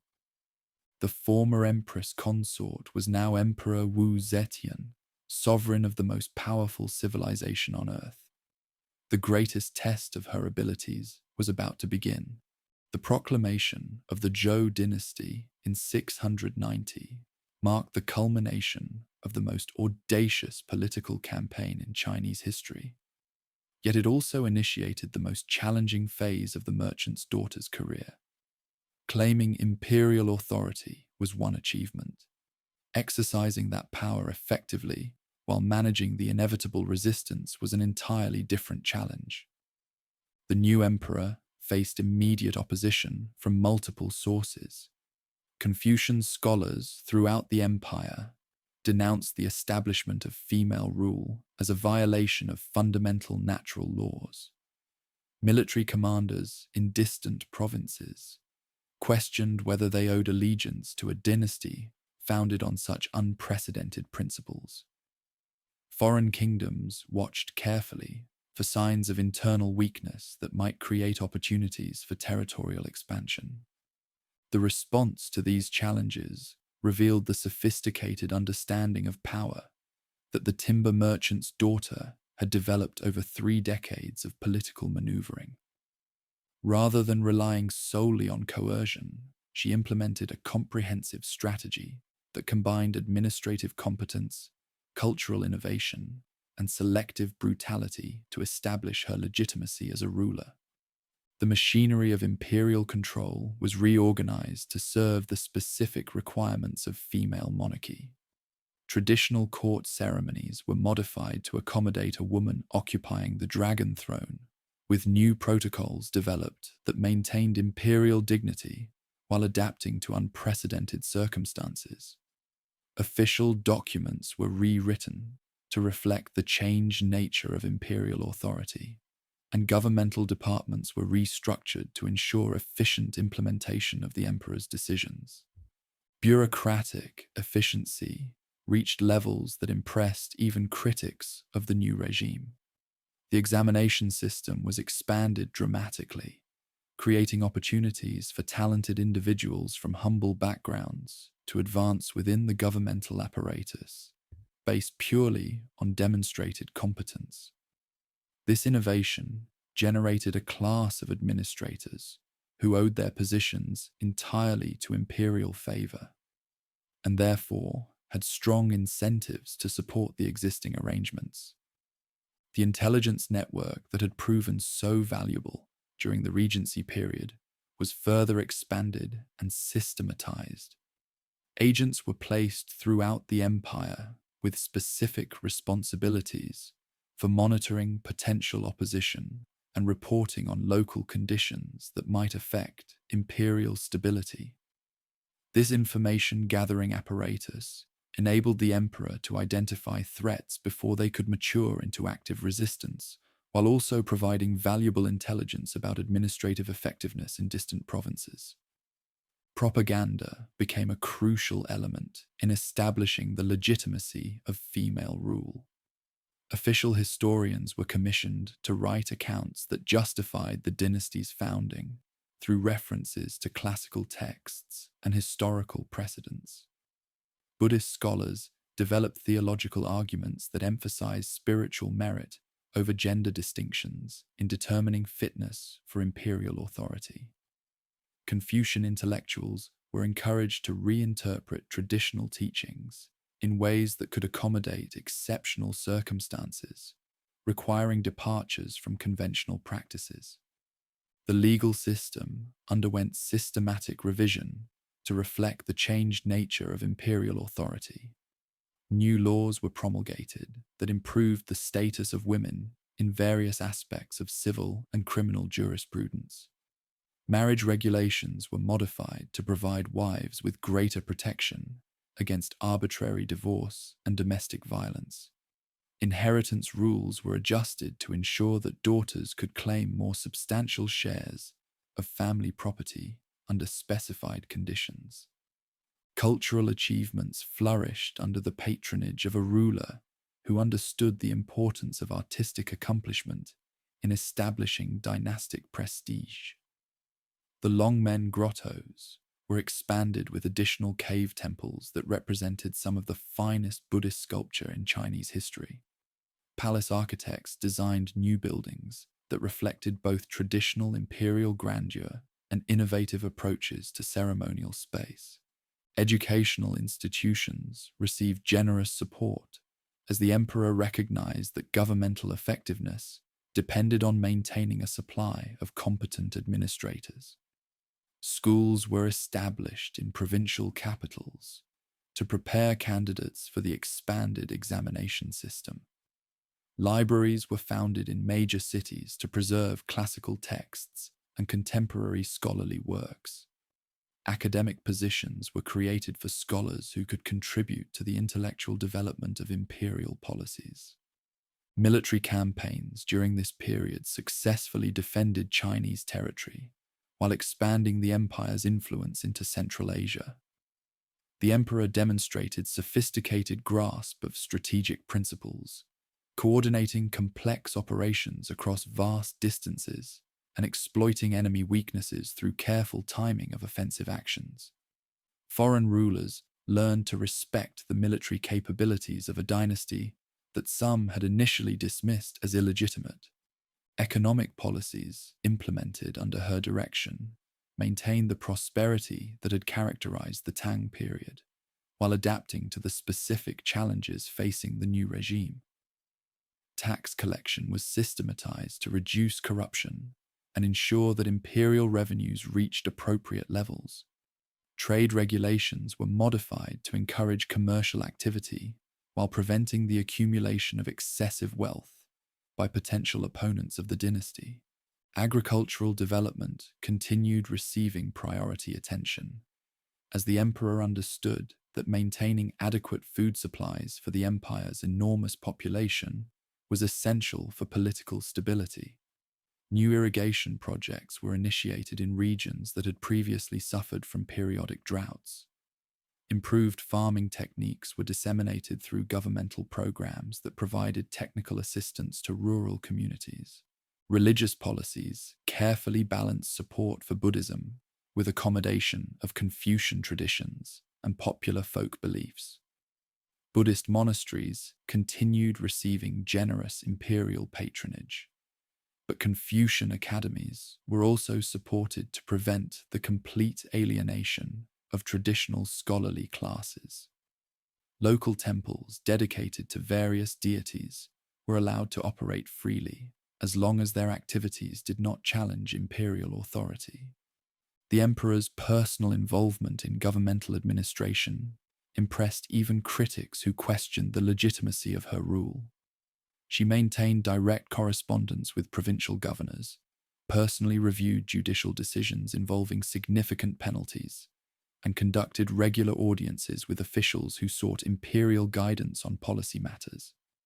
This hands-on approach to governance ensured that her authority was felt throughout the empire, while demonstrating her competence in managing complex administrative challenges. Opposition to the Zhou dynasty persisted despite these achievements, requiring continued vigilance and occasional harsh measures to maintain stability. Conservative court factions that had never accepted female rule looked for opportunities to restore traditional arrangements. Military commanders in remote regions sometimes tested imperial resolve through various forms of insubordination. Provincial officials occasionally attempted to assert greater independence from central control. The response to such challenges was swift and decisive. Officials who demonstrated disloyalty were removed from office and often faced criminal charges related to corruption or treason.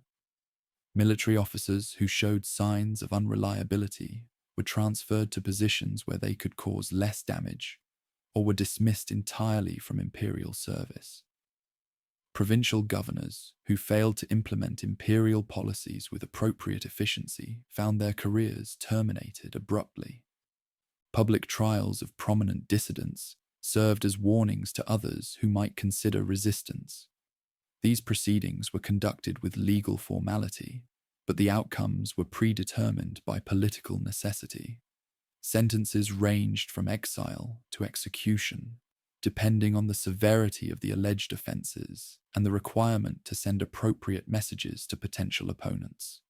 The secret police network that had proven so effective during earlier phases of the emperor's rise was further developed to monitor activities throughout the empire.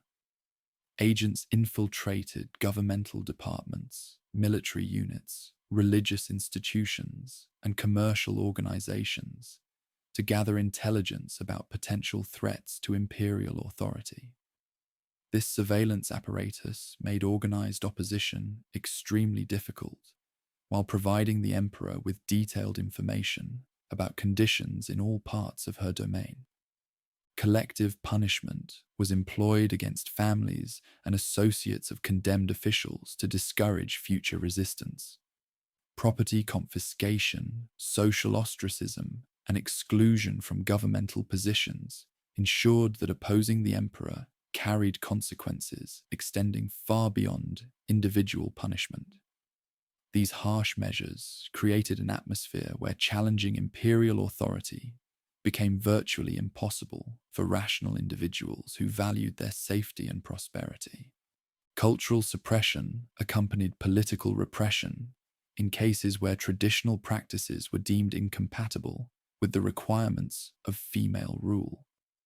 Confucian ceremonies that emphasized male superiority were modified or eliminated entirely. Historical texts that portrayed women as inherently unsuitable for political leadership were censored or rewritten. Academic discussions that questioned the legitimacy of the current dynasty were prohibited and could result in severe penalties for participants. Yet the emperor also demonstrated remarkable skill in winning voluntary support through policies that benefited large segments of the population. The expanded examination system created opportunities for social advancement that had previously been unavailable to talented individuals from humble backgrounds. Legal reforms improved the position of women and provided better protection for various disadvantaged groups. Economic development projects generated employment while improving living standards in numerous communities. Foreign relations during this period reflected the emperor's sophisticated understanding of international politics and her determination to maintain China's status as the dominant power in East Asia. Diplomatic negotiations were conducted with neighboring kingdoms to establish treaties that served Chinese interests while avoiding unnecessary conflicts. Military demonstrations along various frontiers reminded potential enemies that the empire possessed the strength to defend its territory effectively. Trade relationships were cultivated carefully to enhance Chinese prosperity while preventing excessive dependence on foreign commerce. Luxury goods from distant regions were imported to satisfy elite preferences, but essential commodities remained under domestic control to ensure imperial security. Commercial regulations were designed to encourage legitimate business activity, while preventing the smuggling and other illegal practices that could undermine governmental authority. The emperor's personal character combined ruthless determination with genuine intellectual curiosity and cultural sophistication. She patronized artists, scholars, and religious figures who contributed to the dynasty's cultural achievements, while eliminating anyone who threatened its political stability. Her court became a center of learning and artistic creation that attracted talented individuals from throughout the empire and beyond. By the end of the 7th century, the Zhou dynasty had established itself as a legitimate and effective governmental system, despite the unprecedented nature of its founding. The emperor had demonstrated that competent administration, rather than gender or traditional legitimacy, determined successful rule. Her achievements in expanding the empire, maintaining internal stability, and fostering cultural development provided concrete evidence that female leadership could produce results equal to or superior to those achieved by male predecessors. Yet even these accomplishments could not entirely eliminate the challenges inherent in ruling an empire founded on such revolutionary principles. Conservative opposition remained latent throughout Chinese society, ready to emerge whenever imperial strength showed signs of weakness. The emperor's advancing age raised questions about succession that had no clear answers within existing legal frameworks. Foreign enemies continued testing Chinese resolve through various provocations along distant frontiers. The merchant's daughter, who had become Emperor of China, had achieved the impossible through intelligence, determination, and ruthless calculation. Now she faced the challenge of maintaining these achievements while preparing for an uncertain future that would determine whether her revolutionary reign represented a permanent transformation of Chinese politics or merely a temporary aberration in the empire's long history. The emperor, who had seized power through calculated ruthlessness and maintained authority through systematic intimidation, discovered, as she entered her 70s, that age brought vulnerabilities that no amount of political skill could entirely overcome. The woman who had eliminated rivals crushed opposition, and commanded the obedience of 50 million subjects, found herself increasingly dependent on companions whose loyalty was purchased rather than earned through respect or fear. Zhang Yizhi and Zhang Changzong entered the imperial court in the year 700 as minor functionaries whose primary qualifications were their youth, physical attractiveness, and willingness to provide the aging ruler with personal companionship that transcended political considerations. Both men possessed adequate education and social refinement, but their rapid advancement within the palace hierarchy clearly resulted from factors other than administrative competence or demonstrated loyalty to dynastic interests. The relationship that developed between the emperor and these young favorites represented a fundamental departure from the calculated political partnerships that had characterized her earlier career. For the first time since her rise to power, the merchant's daughter allowed personal emotions to influence governmental decisions in ways that undermined the careful strategic thinking that had enabled her unprecedented achievements.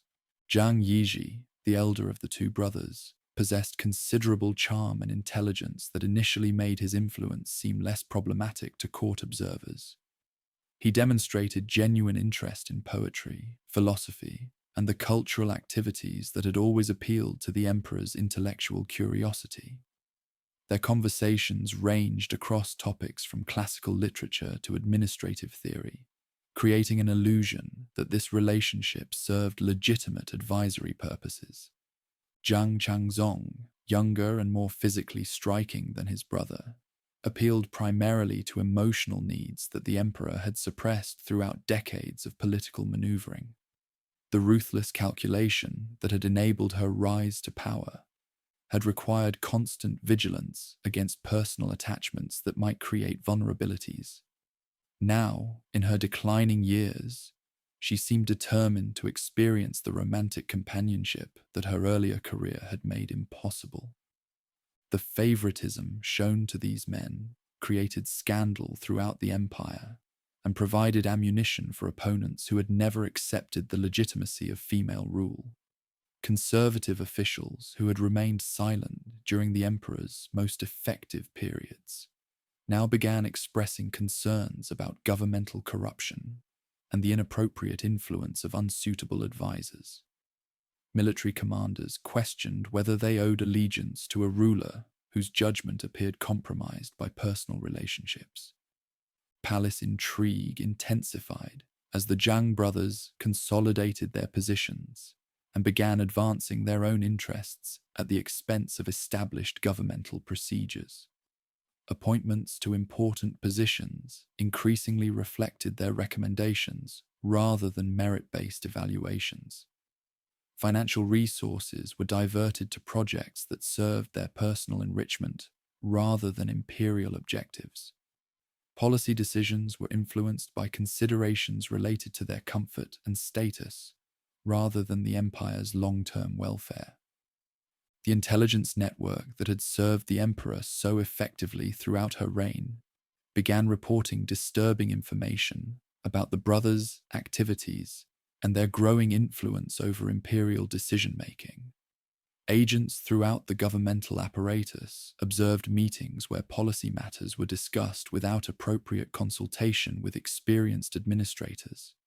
Military preparations were modified to accommodate the favorite's preferences rather than strategic necessities.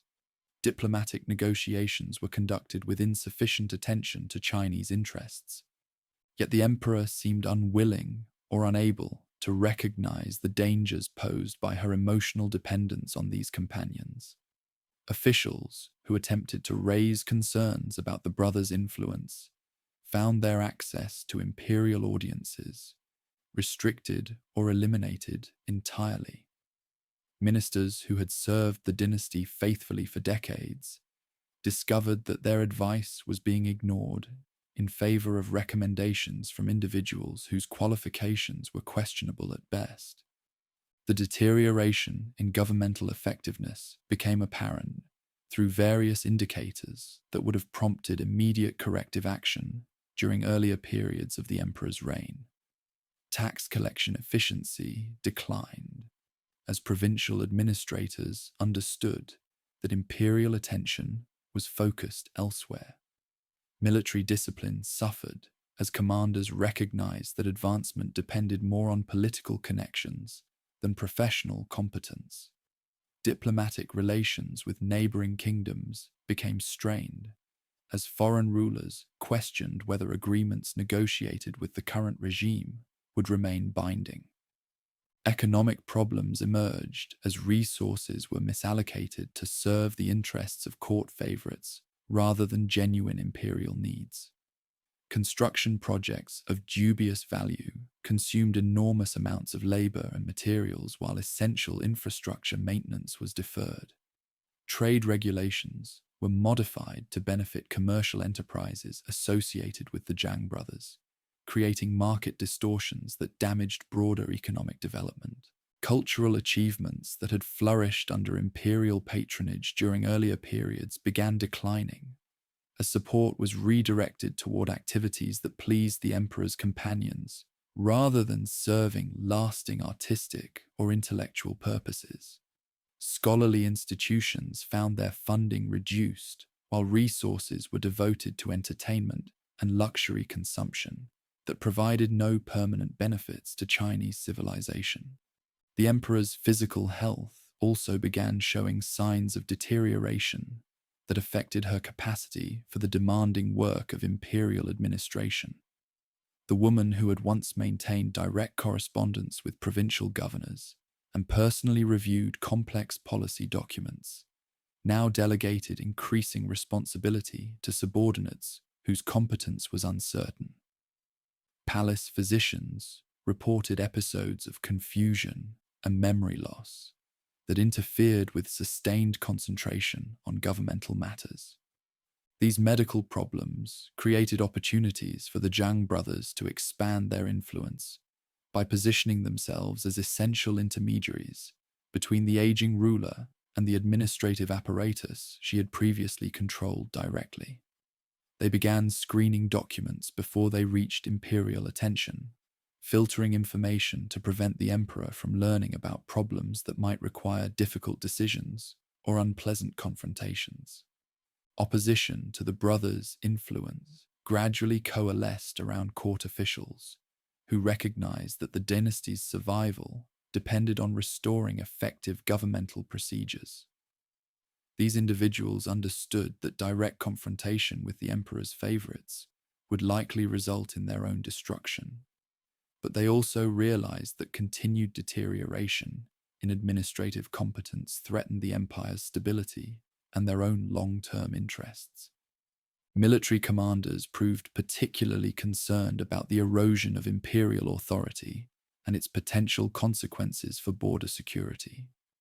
The empire faced continuing threats from nomadic tribes along northern frontiers and ambitious neighboring kingdoms that might exploit any signs of Chinese weakness. Effective defense required coordinated planning and resource allocation that seemed increasingly unlikely under current arrangements. Provincial governors reported growing problems with local administration as confusion about imperial priorities made it difficult to implement consistent policies.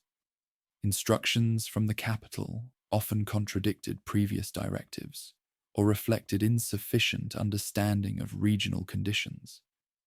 The examination system that had been expanded so successfully during earlier periods of the emperor's reign began producing officials whose advancement seemed to depend more on personal connections than demonstrated competence.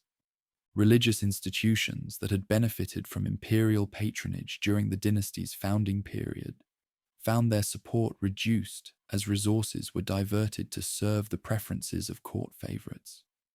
Buddhist monasteries that had served as important sources of political legitimacy for female rule began questioning whether they should continue endorsing a regime that appeared to be abandoning the principles that had justified its revolutionary origins. Foreign relations suffered as diplomatic negotiations were conducted by individuals who lacked the knowledge and experience necessary for effective international relations. Treaties that had maintained peaceful relationships with neighboring kingdoms began breaking down as foreign rulers lost confidence in the Chinese government's reliability and competence. Military preparations along various frontiers became necessary to address threats that might have been avoided through skillful diplomacy. The emperor herself seemed increasingly isolated from the realities of imperial governance, as the Zhang brothers created a protective barrier that shielded her from unpleasant information while enabling their continued manipulation of governmental processes. Palace routines were reorganized to maximize their access to imperial attention, while minimizing contact with officials who might provide accurate assessments of developing problems. Court ceremonies were modified to accommodate the brothers' preferences and enhance their status within the palace hierarchy. Traditional protocols that had emphasized the dignity and authority of imperial office were altered to reflect the changed dynamics of palace relationships. These innovations scandalized conservative observers, while providing additional evidence that the emperor's judgment had been compromised by inappropriate personal attachments.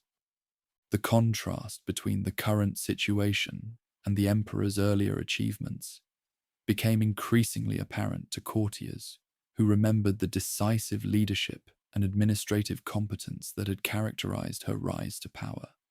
The woman who had eliminated rivals through careful calculation and maintained authority through systematic control now appeared vulnerable to manipulation by individuals whose primary qualifications were their ability to provide personal companionship. Intelligence reports indicated that opposition groups were beginning to coordinate their activities and explore options for addressing the crisis in imperial leadership. Military commanders met privately to discuss their concerns about governmental effectiveness and border security. Court officials exchanged communications about the need for action to preserve dynastic stability. Provincial administrators began preparing for potential disruptions in central authority. The Zhang brothers, meanwhile, continued consolidating their positions and advancing their personal interests without apparent recognition of the broader forces that their influence was generating. They surrounded themselves with supporters and clients who benefited from their access to imperial favor, creating a network of individuals whose prosperity depended on maintaining current arrangements, regardless of their impact on governmental effectiveness. By 704, the situation had deteriorated to the point where even the emperor's most loyal supporters began questioning whether the dynasty could survive continued governance under existing conditions. The intelligence network that had once provided her with decisive advantages in eliminating opposition now carried reports of growing dissatisfaction throughout the empire and increasing coordination among potential challengers to her authority. The merchant's daughter, who had transformed herself into the most powerful ruler in Chinese history, faced the possibility that her greatest achievements might be undone by the personal weaknesses that had emerged during her declining years. The question was no longer whether opposition would emerge, but whether she possessed sufficient strength to survive the challenges that were rapidly approaching. The answer would determine not only her personal fate, but the future of the revolutionary dynasty she had created through decades of unprecedented political innovation. The conspiracy that would end the most revolutionary reign in Chinese history began forming in the winter of 704, when 5 court officials met secretly to discuss the crisis in imperial governance and explore options for preserving dynastic stability. Zhang Jianji, Jinghui, Huan Yanfan, Yuan Shuji, and Kui Xuanwei represented different factions within the governmental apparatus, but they shared a common recognition that the empire's survival required immediate action to address the deteriorating situation at court. These men possessed impeccable credentials for evaluating the political crisis that confronted the dynasty. Zhang Jianji had served in various administrative positions for over 2 decades and understood the requirements of effective governance. Jing Hui commanded respect among military officers and could assess the security implications of continued governmental dysfunction. Huan Yanfan maintained extensive connections with provincial administrators and recognized the growing dissatisfaction in distant regions. Yuan Shuji and Kui Xuanwei represented scholarly and aristocratic perspectives that provided additional insights into the broader challenges facing imperial authority. Their analysis of the situation was devastating in its clarity. The emperor's dependence on the Zhang brothers had created a parallel governmental structure that bypassed established procedures and ignored institutional safeguards developed over centuries of Chinese political evolution. Policy decisions were being made by individuals who lacked the knowledge, experience, and legitimate authority necessary for effective administration. Resources were being diverted from essential imperial functions to serve the personal interests of court favorites, whose qualifications remained questionable. More significantly, the conspiracy's leaders understood that the current crisis threatened to discredit the entire concept of female rule and potentially destroy the governmental innovations that had represented the emperor's most valuable contributions to Chinese civilization. The examination system, administrative reforms, and legal improvements that had enhanced imperial effectiveness might be abandoned if the dynasty collapsed amid scandal and incompetence. The conspirators recognized that direct confrontation with the emperor would be futile given her continued control over palace security and the loyalty she commanded from certain segments of the military. However, they also understood that eliminating the Zhang brothers might restore her capacity for effective decision-making, while removing the primary source of governmental corruption and administrative dysfunction. Intelligence gathering revealed that the brothers' influence depended entirely on their personal relationship with the aging ruler, rather than any independent power base within the imperial system. They possessed no significant military support, limited financial resources beyond what they received through imperial favor, and few allies among established court officials. Their position was strong only as long as they maintained exclusive access to the emperor and could prevent other advisors from providing alternative perspectives on policy matters. The conspiracy required careful timing to maximize its chances of success while minimizing the risk of discovery. The emperor's declining health created periods when her attention was diverted from routine administrative matters, providing opportunities for coordinated action that might not be immediately detected.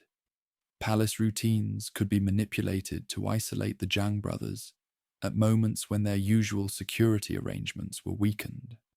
Military support was secured through discreet communications with commanders who shared concerns about the empire's deteriorating security posture and the need for more effective leadership. These officers were not informed about specific operational details, but they were prepared to maintain order during any period of transition that might result from changes in court personnel or governmental procedures. The decisive moment arrived in February 705, when the emperor's physical condition provided the opening that the conspirators had been awaiting. Palace physicians reported that she was experiencing severe health problems that required extended periods of rest and medical treatment. The Zhang brothers, confident in their control over access to imperial audiences, reduced their usual vigilance while focusing on managing the crisis in the ruler's health. The coordinated action began before dawn on February 20th, when loyal palace guards moved simultaneously to arrest both brothers and their principal supporters.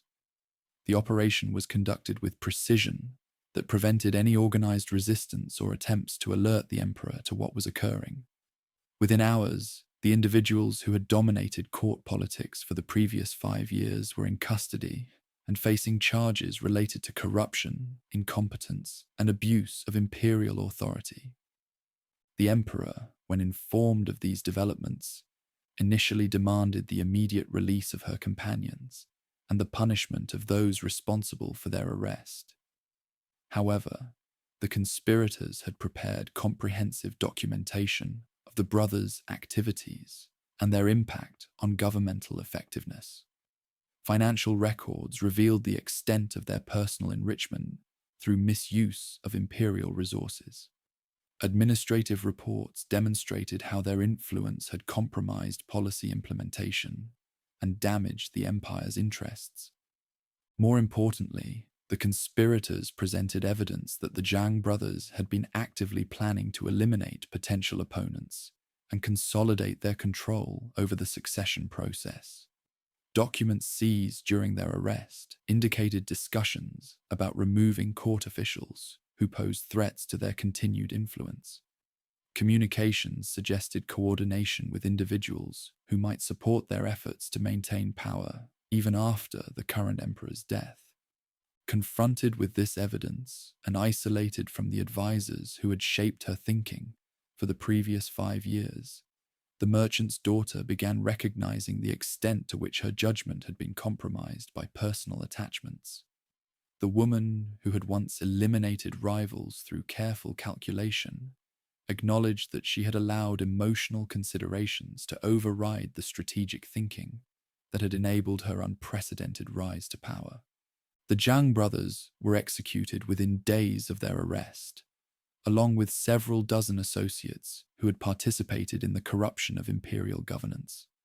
The proceedings were conducted with legal formality, but the outcomes reflected political necessity rather than judicial procedure. Their deaths eliminated the primary source of recent governmental dysfunction, while sending clear messages about the consequences of exploiting imperial favor for personal enrichment. Yet the elimination of the Zhang brothers could not restore the emperor's authority to its previous levels. The damage to her reputation and the demonstration of her vulnerability had emboldened opposition groups throughout the empire. Provincial governors began asserting greater independence from central control. Military commanders started making decisions without seeking imperial approval. Court officials resumed the factional conflicts that had been suppressed during earlier periods of more effective leadership. The conspiracy's leaders recognized that permanent stability required more fundamental changes in governmental arrangements. The emperor's advancing age and declining health made it increasingly unlikely that she could resume the hands-on administration that had characterized her most successful periods. Succession planning had been complicated by the revolutionary nature of her reign and the absence of clear precedents for transferring power from a female emperor to male heirs. Negotiations with the emperor regarding the terms of her abdication were conducted with respect for her achievements, while acknowledging the practical necessities of the current situation. The conspirators emphasized their desire to preserve the governmental innovations she had implemented, while restoring the dynastic legitimacy that had been strained by recent developments. They proposed arrangements that would allow her to retain ceremonial honors while transferring effective authority to her son, Li Xian, who would resume the throne as Emperor Zhongzong. The abdication was announced in February 705, less than a month after the elimination of the Zhang brothers. Official proclamations emphasized the emperor's desire to focus on personal spiritual development after decades of devoted service to the empire. The transition was described as a voluntary decision, motivated by concerns for dynastic stability rather than the result of political pressure or physical incapacity. Li Xian's restoration as Emperor Zhongzong marked the formal end of the Zhou dynasty and the resumption of Tang rule. The new sovereign immediately began implementing changes designed to restore traditional governmental procedures while preserving selected innovations that had proven beneficial during his mother's reign. The examination system was maintained and expanded further. Legal reforms that had improved the status of women and other disadvantaged groups were largely retained. Administrative practices that had enhanced governmental efficiency were continued under modified forms. The former emperor was granted the title of Empress Dowager and provided with comfortable quarters in the Shangyang Palace, where she would spend her remaining months under what amounted to elegant house arrest. Her movements were restricted, her communications were monitored, and her contact with former supporters was severely limited, yet she was treated with the courtesy appropriate to her previous rank and allowed to maintain the dignity befitting someone who had ruled the empire for 15 years. Death came to the merchant's daughter in December 705, less than a year after her abdication, and exactly 22 years after her husband's death had initiated her rise to unprecedented power. Palace physicians attributed her death to natural causes related to her advanced age and declining health, though some observers speculated about other factors that might have hastened her demise. The funeral arrangements reflected the complex legacy of her reign and the ambivalent attitudes of those who succeeded her. She was buried beside Emperor Gaozong in the Qianling Mausoleum, acknowledging her status as his wife, while avoiding explicit recognition of her independent imperial authority. The tomb complex itself was magnificent, befitting someone who had occupied the highest position in Chinese government. Yet the inscriptions were carefully crafted to emphasize her traditional roles, rather than her revolutionary achievements. Most significantly, her tombstone was left entirely blank. No name was carved into the stone, no titles were listed, no achievements were commemorated. The absence of inscription was officially explained as reflecting appropriate modesty and the impossibility of adequately summarizing such a complex life in simple text.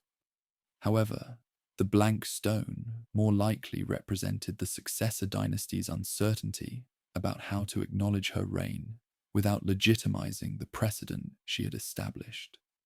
The historical assessment of her achievements began immediately after her death and continued for centuries as Chinese scholars struggled to understand and evaluate her unprecedented career. Confucian historians, committed to traditional principles of male political authority, generally portrayed her as a usurper who had temporarily disrupted the natural order of imperial succession. They emphasized her ruthless methods while minimizing her administrative accomplishments and the genuine benefits that Chinese civilization had derived from her innovations. Buddhist scholars and writers who had benefited from her patronage offered more favorable evaluations that emphasized her spiritual wisdom and her contributions to religious development. They argued that her gender was irrelevant to assessments of her effectiveness as a ruler and pointed to the prosperity and cultural achievements that had characterized her reign. Foreign observers, particularly those from kingdoms that had negotiated with her government, generally acknowledged her competence as a diplomatic and military leader, regardless of their opinions about the legitimacy of female rule. Treaties negotiated during her reign remained binding, and territorial agreements established under her authority continued to define international boundaries for generations. The governmental innovations she had implemented proved more durable than the dynasty she had founded. The examination system continued evolving and expanding, eventually becoming the primary mechanism for selecting Chinese officials for over a millennium. Legal reforms that had improved the status of women and other groups remained largely intact. Administrative procedures that had enhanced governmental efficiency were retained and further developed by successor dynasties. Perhaps most importantly, her reign had demonstrated that effective governance depended on competence and intelligence rather than gender or traditional legitimacy.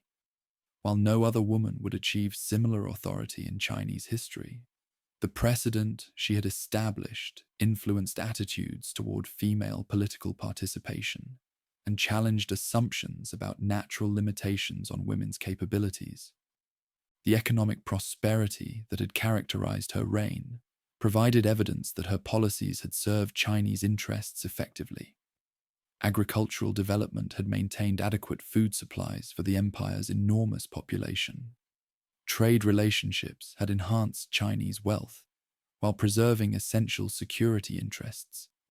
Infrastructure projects had improved transportation and communication throughout the empire. Cultural achievements during her reign represented some of the finest expressions of Chinese artistic and intellectual creativity. The Longmen Grottos remained among the most impressive Buddhist monuments in Asian art. Literary and scholarly works produced under her patronage continued influencing Chinese culture for centuries. Educational institutions she had supported provided foundations for intellectual development that benefited future generations.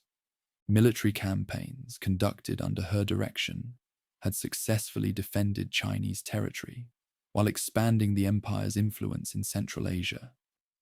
Foreign rulers had learned to respect Chinese power and negotiate seriously with her government. Border security had been maintained effectively, despite challenges from various nomadic groups and ambitious neighboring kingdoms. The intelligence network she had developed provided models for information gathering and political control that influenced Chinese governmental practices for centuries. While the specific methods she had employed were often criticized as excessive, the principle of systematic intelligence collection became an accepted element of imperial administration. Her religious policies had demonstrated that effective governance could accommodate diverse belief systems without compromising imperial authority. Buddhist institutions had flourished under her patronage, while Confucian traditions had been preserved and adapted to changing circumstances. Popular religious practices had been allowed to continue as long as they did not challenge governmental stability. The blank tombstone that marked her grave became a symbol of historical ambivalence about her legacy, rather than a successful attempt to erase her memory. Later generations of Chinese continued debating her achievements and methods, ensuring that her story remained alive in popular consciousness despite official efforts to minimize her significance. Modern historical scholarship has generally acknowledged that her reign represented a remarkable achievement in governmental effectiveness and administrative innovation. While her methods were often brutal by contemporary standards, they were not notably different from those employed by male rulers of her era. Her willingness to eliminate opposition and her use of systematic intimidation reflected the practical requirements of maintaining authority in a political system that had no established procedures for female rule. The examination system she expanded became one of China's most important contributions to world civilization, providing a model for merit-based governmental selection that influenced administrative practices in numerous countries. Her legal reforms represented early steps toward gender equality that preceded similar developments in most other societies by centuries.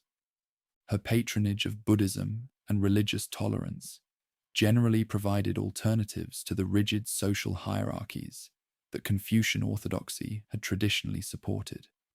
While her policies were motivated primarily by political considerations rather than philosophical commitments, their practical effects enhanced opportunities for social mobility and cultural diversity.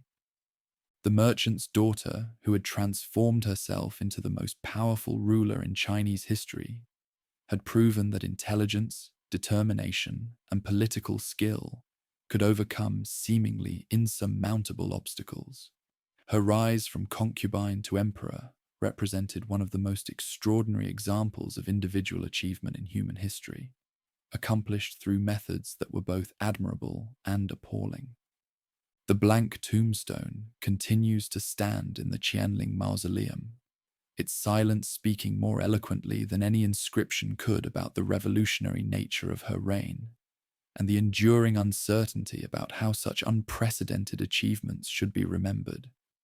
The woman who had rewritten the rules of Chinese politics had also challenged fundamental assumptions about human capability and social organization that remained relevant long after her death. Her story endures not merely as historical curiosity, but as testimony to the possibilities that emerge when conventional limitations are rejected in favor of unlimited ambition, guided by superior intelligence. The merchant's daughter had proven that the most ancient certainties could be overturned by someone who understood power better than those who had inherited it through accident of birth. The blank stone bears witness to a life that defied summary, a reign that challenged explanation, and achievements that transcended the categories available to those who came after. In its silence, the tombstone acknowledges what words could never adequately express, that some individuals reshape the world so fundamentally that conventional language becomes insufficient to describe their impact on human civilization.